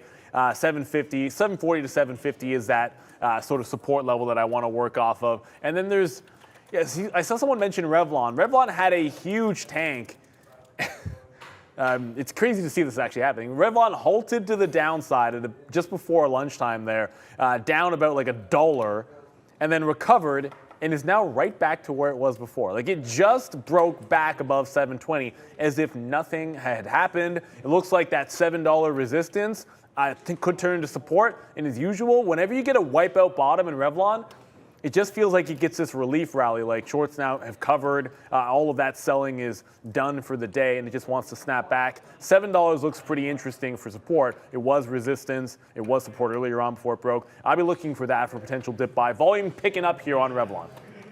So there's some talk here, obviously about Cliffs. Cleveland Cliffs comes out, announces a price increase for carbon steel products. So obviously, I don't know, I don't have the number on what exactly the increase is, but there's the spike up. Obviously, if you're able to increase your prices, I don't think demand's going anywhere. They are in control of supply. So there it is, Cliffs, all the way nicely done from 17. Basically, it just breaks 18 is what I'm getting at here. Breaks 18, goes 40 cents. But, why is that 40 cents key? If you look at a 20-minute chart right here, all we've done is went right back to that wick that happened earlier on the 23rd. So that's yesterday morning. We hit this 1840 level. And then we go right back to where we were on the 17th and 18th again, back to 1840 again. So I think, if we can get back up there, hold this 1840 level, then it's news to the upside right here. So nice bounce back up for Cliffs. And again, you got to respect it. They're announcing price increase. It's just like if Apple says, you know what, we're going to add like $50 to our phone. I mean, people are still going to buy it. It's not going to matter. This is just like a monopoly there. People want to stay with Apple. Cliffs there controlling carbon steel. Obviously, there's other suppliers as well, but boom to the upside, a nice little 2% move there for Cliffs. And again, just if you're ever looking like you're in a stock, it's made a nice move. We always say zoom out. When in doubt, zoom out. And you can say, all right, maybe my first leg out around where we had some supply and demand here at 1840. So that's just a little look there on Cliffs. I know a lot of people in the chat were asking about it. So that's sort of the take that I had. Looking for possible support, and in this situation, be resistance up here at 1840. Yes, sir. And I see Apple. I wanted to get to Apple here because 168 on Apple, as you can probably tell, we're all looking at the same chart, right? Like this resistance, support or resistance is not hard when you make a double top, and that's what Apple's doing at 168. If it breaks this, I think the longs will be obviously in play and in control, but until it breaks that level, it's resistance till it's not. We've had mostly sideways days in the afternoons. I think everyone understands that. Apple also sold off going into the close yesterday. That's a long roundabout way of saying if it breaks 168, then the short I'm about to take in front of it is going to be gone. And the other thing that just happened is, if I pull up the NASDAQ, and I could have pulled up the ES, it doesn't matter. My NASDAQ chart is just, I always go to the NASDAQ chart. I don't know why. I don't have to. But if you look at this series of lower highs, every time we make a big top, like yes, make this little top here at 13,000 and reject it, the lower high has been around this 12.96. It's that same area. So if we're turning around there and Apple's at resistance, well, then I like the risk to reward of risk 20 pennies, a little bit less than that, and then see if it can't pull back in. Doesn't have to go to VWAP to be 1-to-1. So I'm going to go short here on Apple. I do have Nvidia long still. I want to play that to 173. Hopefully we can get that one out. It looks like it's at 75 right now. But Apple 168, that'll be a hard stop. No area stop there. All right, we've been talking about Meta just hanging out up here a little bit as I'm still on that Cleveland Cliffs chart. We just took another piece out on Meta at that 8. I was just gonna say, I was just gonna talk about SoFi, and then some reason just got stopped out again there as it just ripped up. So I took the All right, I don't know. I guess there's more talk about this. Like, I don't know why that's spiking. That's fine. I was just going to say we just got into SoFi, and then look, I got short there at 48, and it went back down to 45. And I was like, okay, here we go. We'll start taking some out, but no outs out of SoFi there as it just continues to blow up. Not really sure what that was about, but anyways, they took it out there up through that 650 mark, and there goes SoFi back to the long side. So the short is wrong, the long is right there on SoFi as it continues to go up. Like, I don't know, I'm not going to short this anymore. Too much news coming out about this. I tried. It really got in trouble there when it took the low, and then that low was basically just respected one more time right there. So this average in was great. We should have just got them all out. That's it. And then when that started, we got out for there, and then again another try. It's a, what was I, short 47s? It's a 5. I mean, and I got a half print on the way out, so it's like a 2.5 cent hit, but SoFi still retracing all the way back up to the upside. Still waiting for Twitter, waiting for something else to drop here. The only long that we have is 60 cents in the money, but still not really moving. Honestly, Meta, like, it hasn't given us a reload opportunity, and it's still not going. So now, whatever time it is, 3:20, I think this is a hold until the close, man. Let's be wrong on this, you know, down to 163. Yeah, the long, right? Yeah, exactly. Yeah. Or let's just see if it wants to go. I mean, the market's trying to break out, and it actually pretty much is, as long as we take out this level here, which we're trying to right now, 12,960, you know, we hold above that, then, you know, possibly we go back to 13,000, and then I think we can get Meta back to at least 164.20, like right into here is where I'm looking, and then 164.50. So I actually, my offer right now is at 164.15 for Meta, so let's see if that comes through. So just a couple of things here. Looks like Bed Bath & Beyond is actually getting Really? awoken or waking up. It just broke like $10, away from $10, I should say, up toward VWAP. Picking up on volume, however. So I looked at Revlon at 7. It'll be the same thing in front of like quarters. You just want to see if you can't get into VWAP there. And the market is going up. Apple is testing that this 168. There's pretty much no chance I'm going to get 173 and then throw a trail on Nvidia without Apple failing. So, you know, Apple is probably going to get that 20-cent hit or maybe 18 or 19, and then Nvidia does continue higher. But Revlon's kind of the frustrating one because it looked like a second ago, yeah, it was making this little bit of a pullback, and now it's sort of holding up here. So I thought we'd snap back at least into $7 because it came from 660, but it's holding the top end of the range. Watch out for 750 here.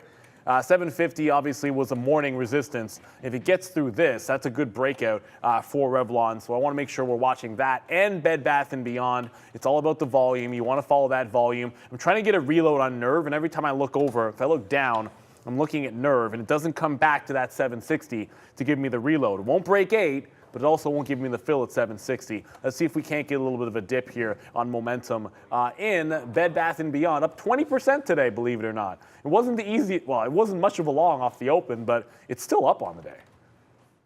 It's like I talk about these ideas and then I don't do it. Like when we started the show at 2 o'clock, when Bed Bath & Beyond was at $9.90, I said you give yourselves 25 cents worth of risk and you have way more upside.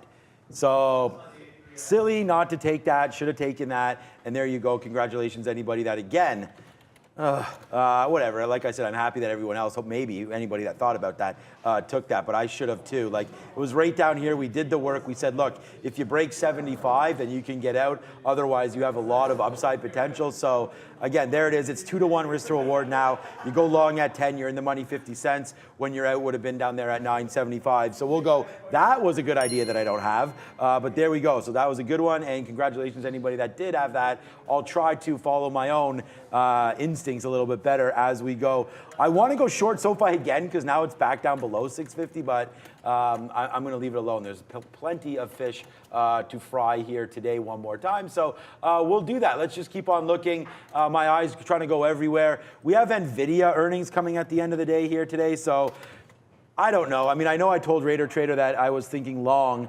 It's just, I don't know. I mean, the earnings release is going to be what it is. I mean, all you can really do is look at setups and say, like, you know, what is the market potentially thinking here? I don't know what the earnings release is going to have, but I look at this and I say the risk is to the upside now. So we've fallen down a lot, obviously, on Remember they pre-warned, right? It was probably this day. It was right in the pre-market when it was up to 190, and they sort of pre-warned to us. So that sent us all the way down to basically where we are right now, 175. Then the next couple days we leg down to this 170. So, like, if they give us what they told us they would, then 175 comes into play, and then let's see how they guide forward. I mean, if they guide horrible, then yeah, you probably retest. Not probably, you'll break that 168, and then you do the downside. But remember, they pre-warned already, right? And so I don't know. Maybe it's baked in. It's just funny that where we're trading right now is basically that pre-warning level, unless I'm wrong, and that wasn't on whatever the 6th or the 7th or the 8th here, whatever day that was. But that makes it. Remember, it was in the PM. Yeah, it was just like, crazy. oh, there we go, and the whole market dropped.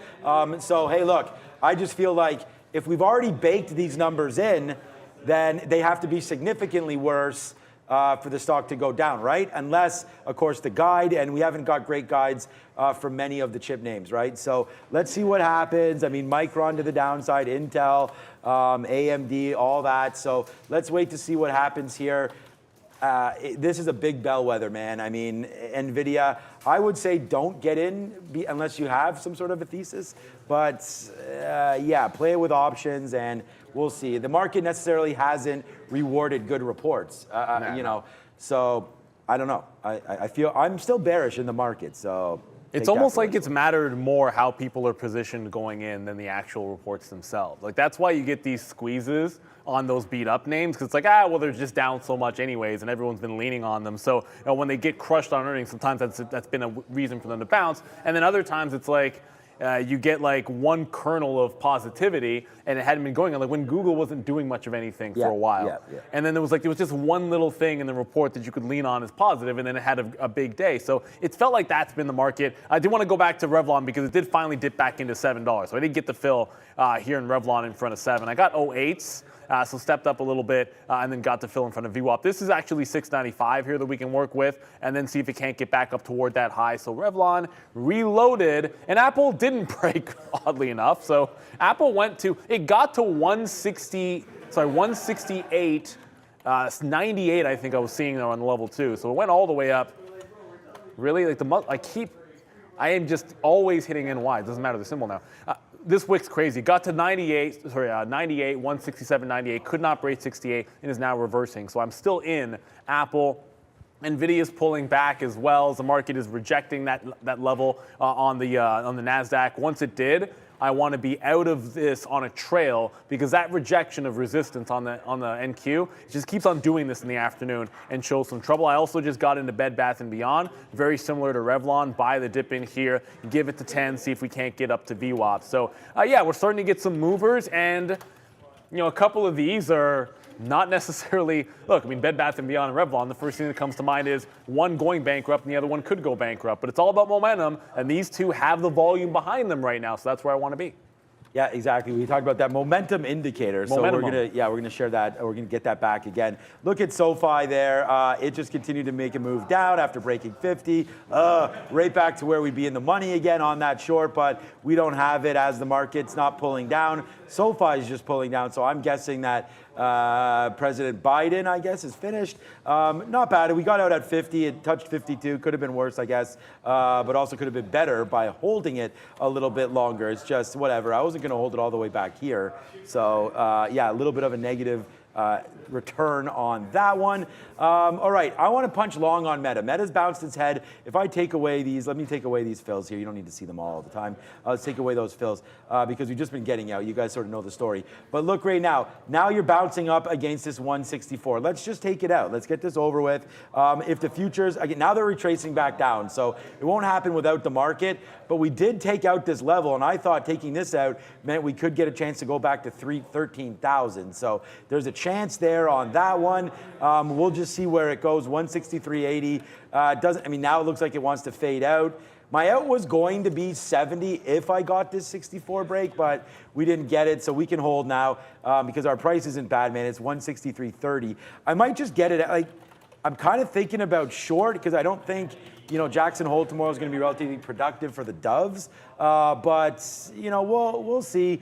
Maybe. I don't want to call like what everyone's thinking, but we'll take one more piece out here as we've been getting it out on Meta. So if we get it out, we'll do that. Get this piece out at 70, or did we? I think we might have just got the fill there. No, we did not. So we'll wait for that. Meta coming upside, 163.80. We'll take another fill on Meta if we can. NASDAQ pulling back a little bit. So I think you always go back over and look at Apple. I'm going to put my ticks back on because I just want to see the last time I traded this and where it was. We trade so many names here. So short until we got out. Apple's still fine today. But look at that 168. And this is what I mean. Sometimes it's frustrating because you look at something and you realize it just came right back to a level that if you like the short, you would have taken it at 168. So it's only pulled back 25 cents. A possible nether break level right now at 167.70 to the downside for Apple. Maybe we wait for a 168 break long if you're bullish into the close. Yeah, I finally got that nerve reload. So everyone's in the chat like, that nerve, it's coming in. I'm like, yeah, it hit 60. I got the same fill almost as before in front of that support level. Now I'm just going to try and rinse and repeat. However, lower highs have been put in. So if it stalls again at 8, it's probably headed to VWAP, at least potentially. So at some point, when you play off that same level over and over again, if you get a series of lower highs, it is likely to break that bottom. So I do have my stop in, and I'm going to get out in front of 8 at least a couple of times there. I do have that Apple. Bed Bath & Beyond hasn't really filled yet, but Revlon on the dip buy, at least that one did come in. Came into 7, came back up to 720. That this other high here is at about 735, and then you had this 750 area as well. So if it gets to 35 to 50, that would be the next out. Then 750 would be its own level for a bit of a break. So for now, we do have Revlon bouncing back to the upside, looking for. I don't want 5 cents on Bed Bath & Beyond. I think you can do better than that. If it gets back to that VWAP, that should be at least 20 to 30 cents of a move to the upside there. So a couple of left for dead type names trying to make some runs late here in the session as we now have our segment. What a good day we have. Two guests. Great day. We talk about the hot wings. Brendan's going to be very nervous for those, I can tell you right now, but we're going to have fun with it anyways. Brendo and our guests, let's go to the big desk. All right, busy couple of days to come. Starting tomorrow, we get Jackson Hole underway, as we said. Again, Fetcher Powell coming on Friday morning with key comments. I was just reading a couple of notes, actually, on how everyone is expecting it to be very, very hawkish still on what Mr. Powell is going to say when he comes through on Friday morning. Tony Knack is the head analyst for Financial Juice and is joining us once again on the show. Great to see you as always, Tony. Thanks for jumping on and thanks for being a little accommodative today. It's a busy week. Obviously, this is going to be kind of the headline event of the week when we talk about the macro side of things. Give us a broad overview. First of all, what are you expecting? Why is this important? And why do we need to pay attention coming up in the next 2 days? Well, thank you very much for introducing me again and letting me on the show. It's great to be here. So I think the key things for the Jackson Hole Symposium and the comments that we're expecting, I think from what you were saying earlier on, or just then, that what markets are trying to anticipate is that the Feds and Powell are going to more or less reaffirm their hawkish stance of raising interest rates and going into the restrictive territory. You had Fed's Powell in the last press conference on July 27th saying that they would probably look to get the rate, or the Fed funds rate, between 3 to 3.5%. So from now, we've got 3 meetings left until the end of the year. So there is a possibility, of the Fed to continue to be hawkish in their stance.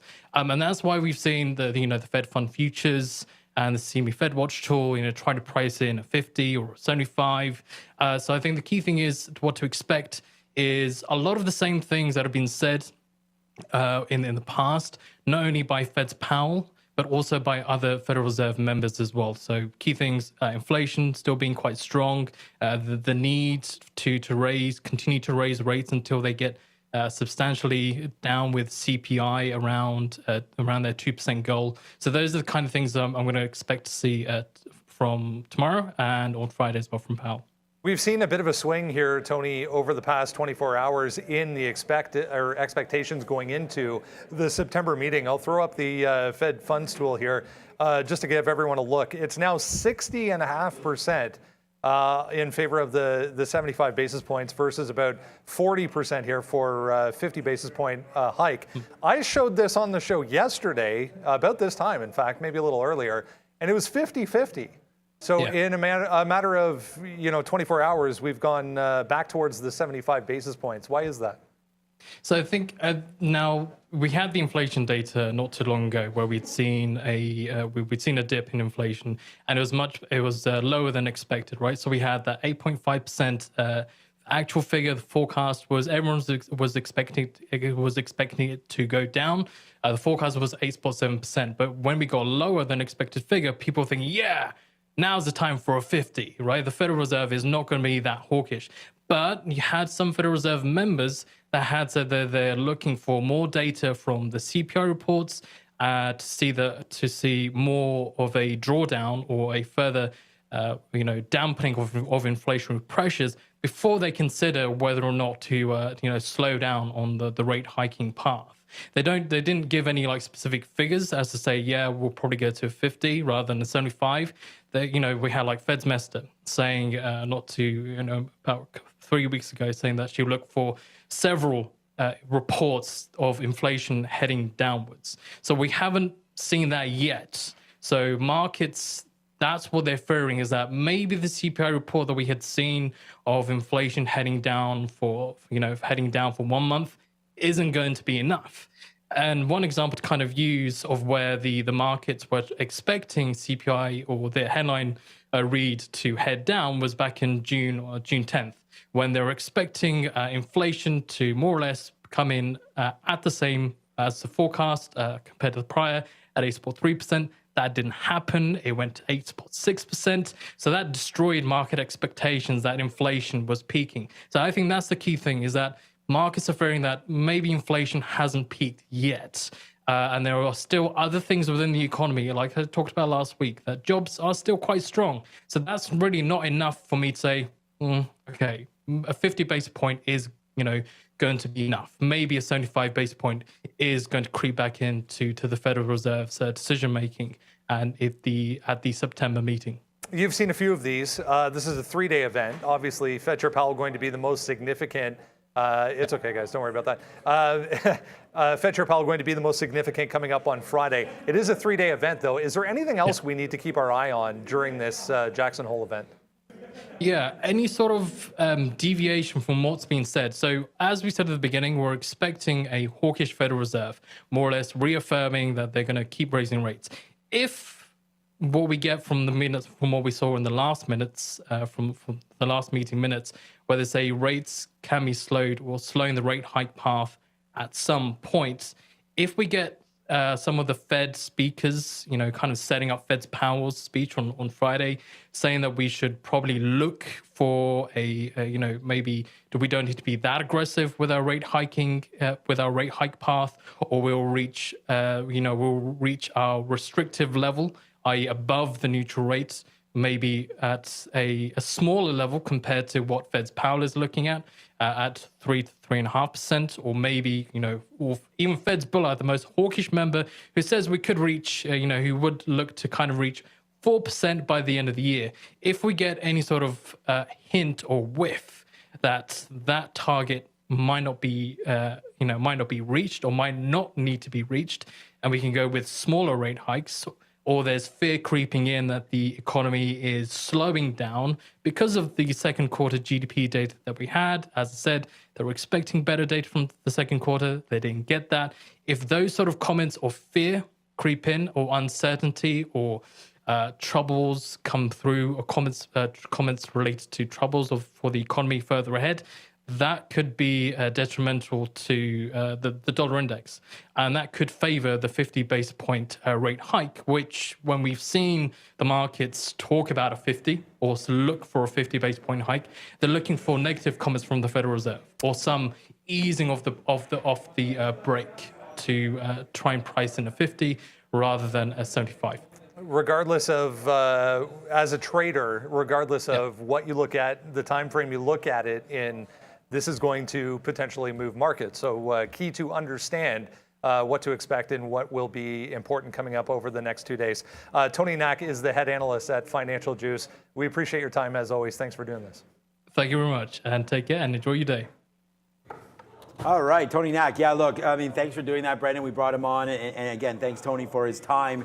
Very important to hear because it all starts tomorrow. So we'll see if there is that hawkish approach or not. And yeah, you'll hear all the updates live. You're not going to find, look, I mean, it's already the #1 trading show on YouTube, that's for sure. But tomorrow, it's going to be elevated because any sort of headline that comes through, anything, yeah, step it up tomorrow. So Brendan's going to get a nice night's sleep tonight and be ready to rock and roll tomorrow as he is every day with this news. So it should be interesting to hear some headlines coming out of whoever's mouth tomorrow. Tony talked about Bullard, so on and so forth. So let's get ready to rock and roll, man. But for right now, I just punched along through Apple 168. So let's see if it can go. We're long at 168.03. First target out, honestly, is in the 20s.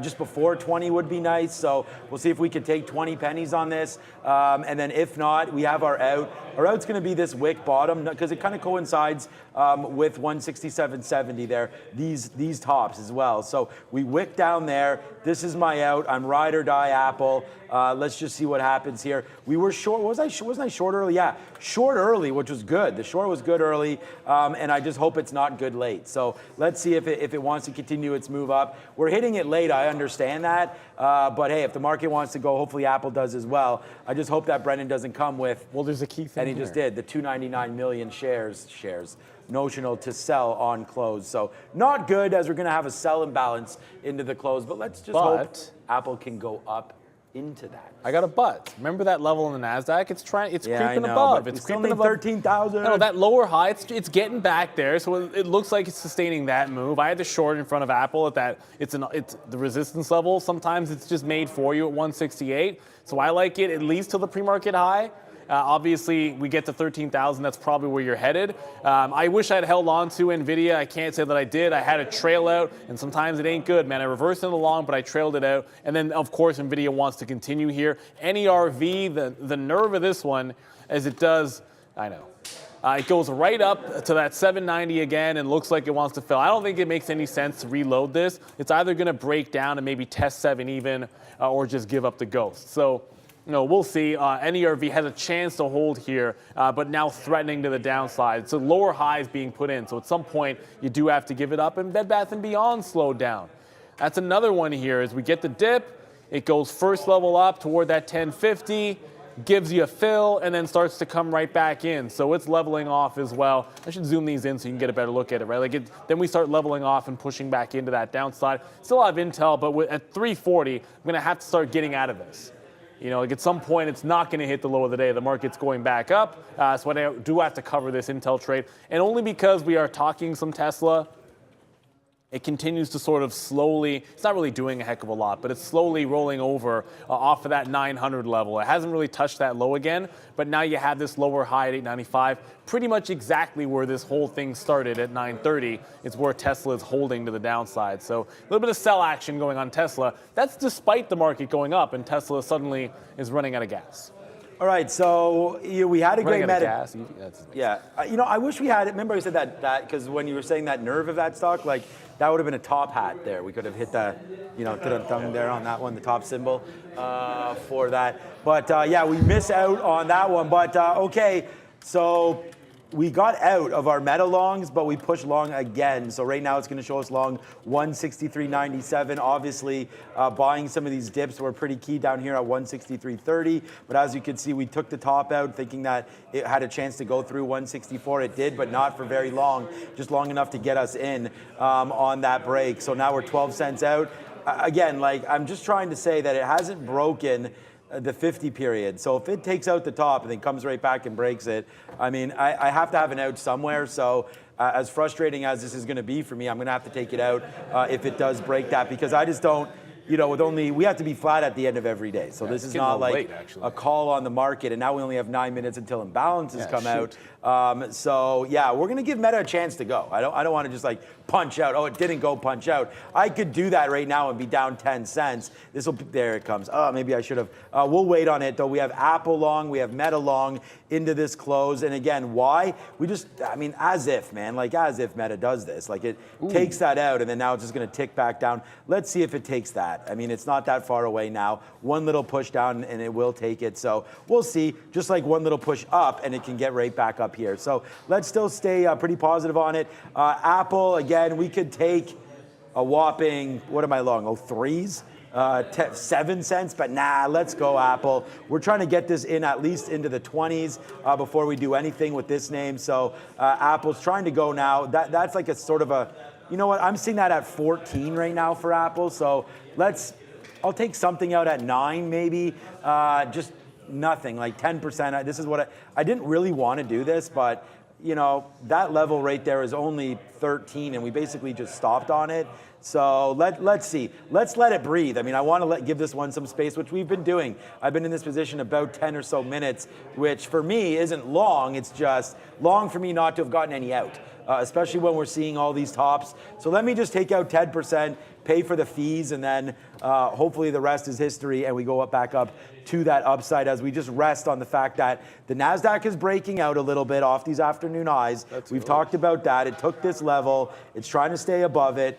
13,000's right here. I don't think we revisit this. If we do, then it'll be a big celebration. But let's just hold on, hope that Apple can hold this and so can Meta into the close. And Neptune, NEPT, NEPT, it ain't fronting. It's halted to the upside, up 15%. This was a big runner, I think, earlier on in the week through that $3 level. It's just broken it out again. It's halted 354 at the price. It's indicating a flat open at 354. However, because we are still 5 minutes away from 350 and the imbalance is coming out, it should open up. So unless it's a 10-minute halt, we should see it open up at 46. However, if it halts again after that, then it won't open up regardless of 5 or 10 minutes. If it halts after 350, it doesn't open until 4 o'clock, and then you can trade in the aftermarket. So if you don't have access to post-market trading, a little bit tricky. You wanted to trade this one into the end, but it is on a bit of a breakout here, getting through a pretty key level and then halting into that high. It'll open in a couple of minutes right into those imbalances. I'm looking for Bed Bath & Beyond to actually do something here. It's finally getting back up toward VWAP here. So unlike Revlon, which gave you a couple of fills, pushing off 7 even, and then immediately stopped out, and Nerve is kind of doing the same thing. I'm looking for this to give a couple of pushes and then maybe get through VWAP and run. It'll be the first one of the 3 to do it. They've been nice small opportunities, but the better trade, not to bring it back up again, but the better trade was sort of what you were talking about earlier, Sean, like that $10.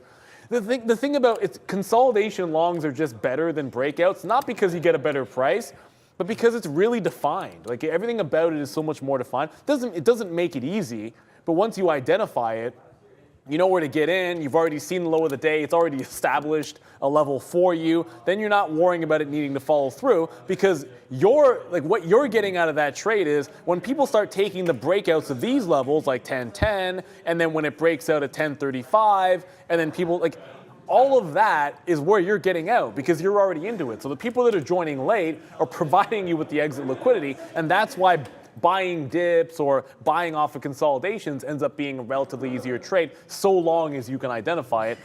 Not always the easiest thing in the world, but certainly once you're in it, heck of a lot easier to manage. Apple's still flat. The market's holding. We're going to have to worry about these imbalances coming through. As always, on that Apple trade, regardless of where it is, if it's 350, a trailing stop is going to be in, and usually I tighten up a trailing stop on a big cap name. It's pushing back into that wick, like you said, but if we get to 349 and we haven't broken 70s, then I will tighten this wick up. It looks like we're headed back southbound as the market doesn't seem to want to hold that breakout on the NASDAQ.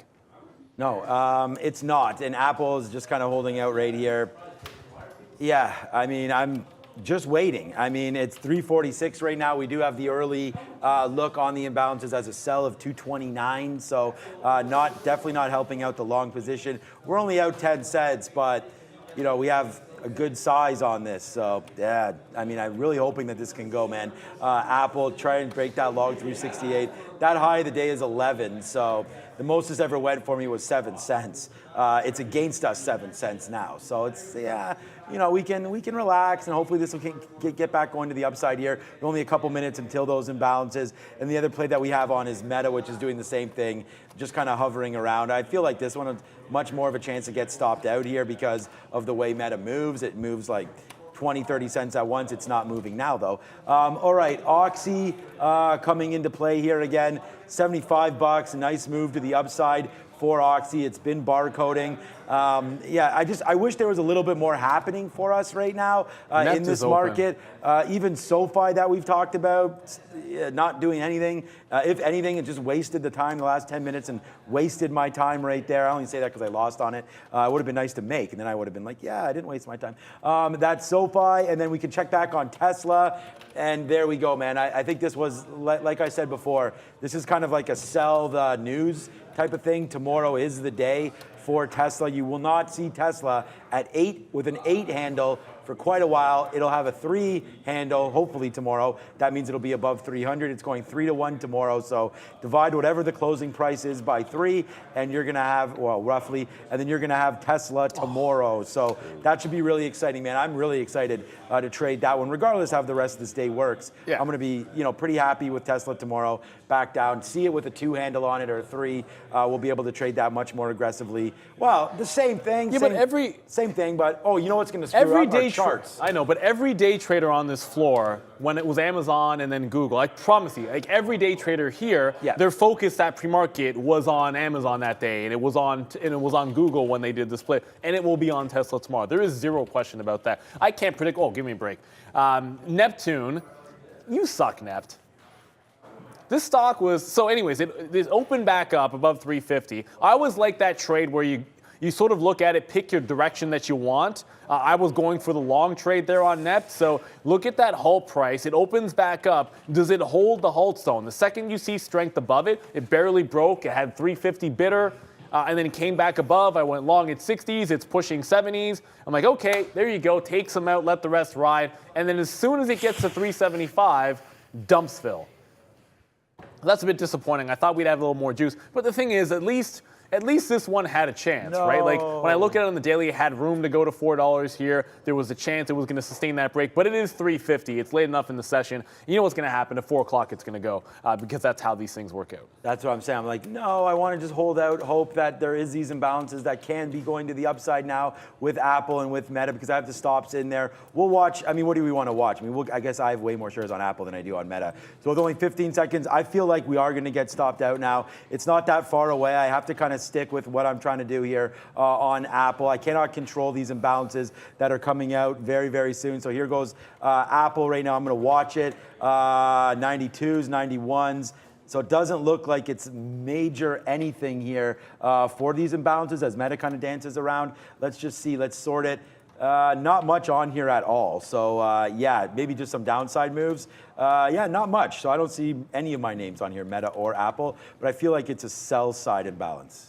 Yeah, I mean, yeah, I'd guess. I mean, the Nasdaq's trying to come down. There's no big names on here. AMAT is like at 750,000. Into the That's money, it. But And then Uber for a small amount. I just got trailed out of a couple of things. I just took out Intel on the imbalance. Who cares? It wasn't really moving. We'll conclude that trade. But Nerve stopped out as well. Bed Bath & Beyond's holding. Apple's about to stop out. Tesla, I mean, I don't think it's an imbalance, but the market sliding down. Tesla testing the lows. So at least as of now, it looks like we might not see a 3-handle tomorrow. If it would open, at these prices, then you'd be looking at, like obviously 296, 297, something along those lines. But Tesla gave it up. Couldn't hold above that 900 level. The breakout was fine, but the momentum after that was to the south side, unfortunately. I was kind of wondering, and I should just look this up. It's a textbook question. Like, what price do they use? Because, it will trade in the aftermarket. So I'm going to say they probably just use whatever the 4 o'clock price is here to split that. And then once it splits, then it will adjust tomorrow morning again. So stay tuned for that one. Okay, so Meta, again, that was fine. Meta, we tried to take it through 164. That dropped down. Unfortunately, like I said, when the imbalances come out, you just hope that they can go your way. And it looks like they came as a sell. So, yeah, there it is. Brendan just came out there. It's a small one, too, 130 to sell. But still, the sell side starts this move to the downside here. little bit as traders sort of balancing out again ahead of Jackson Hole and ahead of what tomorrow brings. So yeah, okay, nice little downside move. Apple tried to withhold it. I mean, I got to get out. So it doesn't look, I mean, I guess I can cancel some of these high ticks that I have here. Unless Apple really wants to rip up through 167 or 168 now, that's where I'm long. I could save a little bit of money and just get out now, but let's give it a little bit of chance that it's going to respect these bottoms. I mean, it almost took it out again down there at 170. So a break of, not 170, a break of 70 cents, and we'll get out of Apple. We'll just sort of mercy to the market here as it's coming back in. Didn't think that this imbalance would be that much, but you can see what's happened. Just kind of the same thing. Pretty choppy here in the afternoon. We tried that take on Apple, didn't work. So be it. I mean, I'm pretty happy with it. The way it comes back up, takes it out, just didn't keep going. So we'll see. August is kind of like fall's not great for trading, by the way. But after Labor Day, it's going to get a lot better, which is fall. But heading into school, stuff like that, traders coming back. Yeah, school. I can't believe that's back already.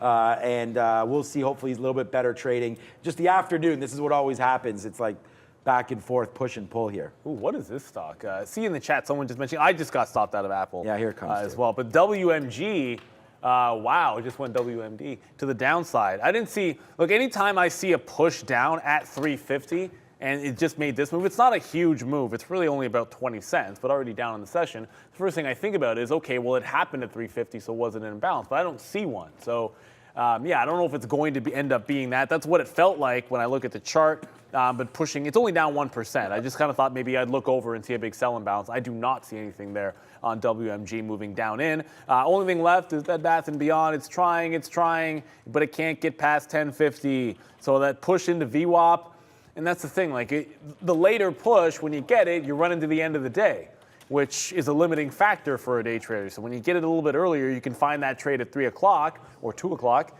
Then you have more room for it to work out for you. And maybe this is good off this level tomorrow, and we can come back and revisit that $10. But, you know, up and around that 10 1/4, it's not giving you as much for obvious reasons. So I still have the trail on it. I still want like 1060s if we can get them. I'm just not sure it's going to end up happening here. Eyes will be on Tesla for me. I don't see any imbalances. I'm interested in Tesla and then Nvidia at the close. We know they're coming after the bell. It's been pretty strong. It did pull back with the market there, but Nvidia off that 172 looks like it's going to end up, barring something crazy, it'll end up closing slightly to the upside. You know, less than 1% there. So some strength in Nvidia going into those earnings. Was a wipeout this morning and then a huge reversal. So the buyer is definitely in control going into the close. For Nvidia, anyways. I mean, not the market. Yeah. Apple just continued its move down, so that seems like a decent out there as Apple just touches now the 50 period and coming back in. So yeah, it would have been the opposite, man. Short that 168, and then there's 50 cents if you did that. But I don't know. That crystal ball, I guess, not working out for Apple today. All good. There was one name. Oh, Snowflake. A lot of you guys talking about the earnings that are coming tomorrow. Look, I remember every time Snowflake, like they get upgraded and it rips. Snowflake up 5% today. So to me, do they know something?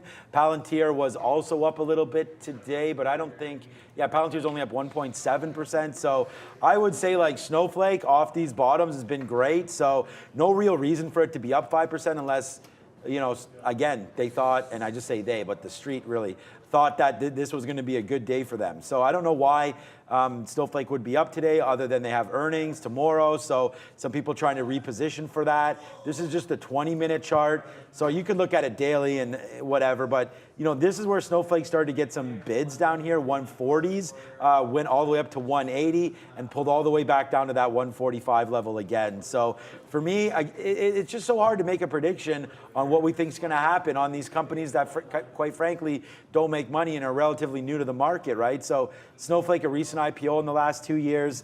The story for those have been hit to the downside, and then you have to look at the short percentage. So I'll do that as we go over to Brendan and review some of these names tomorrow. Yeah, special light, guys. Big afternoon. We had Andrew Rader, we had Tony Knack from Financial Juice to get you set for both tomorrow and Friday. The Jackson Hole Symposium, Economic Symposium, starting Thursday morning. Here we go. Earnings, aftermarket, and before the open tomorrow. So There's one on there that we obviously have not mentioned. Clearly Snowflake and Nvidia, but on that top line, I mean Salesforce, right? CRM's up 3% today. The market's pretty much flat, almost exactly flat. It's having a strong day. It's bouncing off its 50 period. Obviously, it's been beaten up like a lot of other names there, but this is another one that should be on the radar. It is on the radar. It's just I feel like I haven't mentioned it at any point today. And then let's not forget about, Peloton had news. It's always going to be in play regardless. It's very news driven, and of course the short interest. And then Dollar Tree and Dollar General. If everyone's talking about recession, you can't really ignore those two names, which a lot of people believe are going to hold up well and perform well in that type of an environment. So those are another two out there. There's a lot of catalysts that we're going to be looking for on that earnings board. Maybe not as many. Hey, I'll have at least a mild interest in a couple of the Canadian banks there, because this is the day where it's like, I see CIBC and TD are my two banks in Canada, so I guess I'll be paying attention and nobody else. Yeah, banks are in trouble, man. I don't think some of the other good reports came through. Royal Bank, Scotia. I haven't really looked, but I saw they were down 3 or 4% last couple of days. So we'll see how Canadian banks come, and then Salesforce again, man. SAS, software as a service here. They've been really tough. CRM has been tough in the last little while to catch that falling knife, but they've done okay on a daily chart. This was a name that I thought when it was like 200. I don't know what the high of this stock was. It was higher than $200, but these guys were also a candidate to split, I thought, at one point. So that could come today as well. 180. Splitting, I don't know, but I think that when it was up here cruising back in November, $300 name chopped in half down to 150, exactly down to 150. And like I said, it's had a good off the bottom, but struggling now back to the 50 period. Salesforce definitely on my mind. Watch out for a 200 break on this name. Clear all this garbage and then go back up to the upside. So I think there's a much bigger chance that Salesforce can beat than Snowflake. So I do like Salesforce tomorrow coming into a print. So we'll see. It's down. It's set up to beat right now, hovering on the 50 period. I think you get close to a 200 print tomorrow on Salesforce, which will be about 10%. So that's a big move. So let's see. I don't know what the options are pricing in, probably not 10%, but maybe they get up to that $200 mark. With only a minute left, look what the NASDAQ's doing, man. They really faded off that level. So, I thought that once we took that, we might be going back up to 13,000. They say no, and they just come right back to where we were at the beginning of the show again, stuck in this middle here. We said it would be an inside day for the NASDAQ. That seems to be about right. Up about 0.5%, down about 0.5%, and now winding up 0.25%. So not a bad day for the NASDAQ. It's always nice when it's up. Michael Burry tweeted something out again. I don't know about government and student loans and all that stuff. So, but here we go into the close. Only 30 seconds left. Yeah, only 30 seconds left. It was a great day. It was a fun day. We had extra guests for you, and we got Tony on the ballot. He's always in a good mood, but he'll be in a better mood if we get 130 more likes to get us to 1,000, which is like that benchmark. So take a second. Yeah, we'll get that. Hit the like button as we drop the closing bell on Hump Day. Before we get Jackson Hole. So Tony's locked and loaded, ready to go. He's always got something for us. He does. In about 5, 4, 3, 2, and... Oh, he's going to do the baseball swing.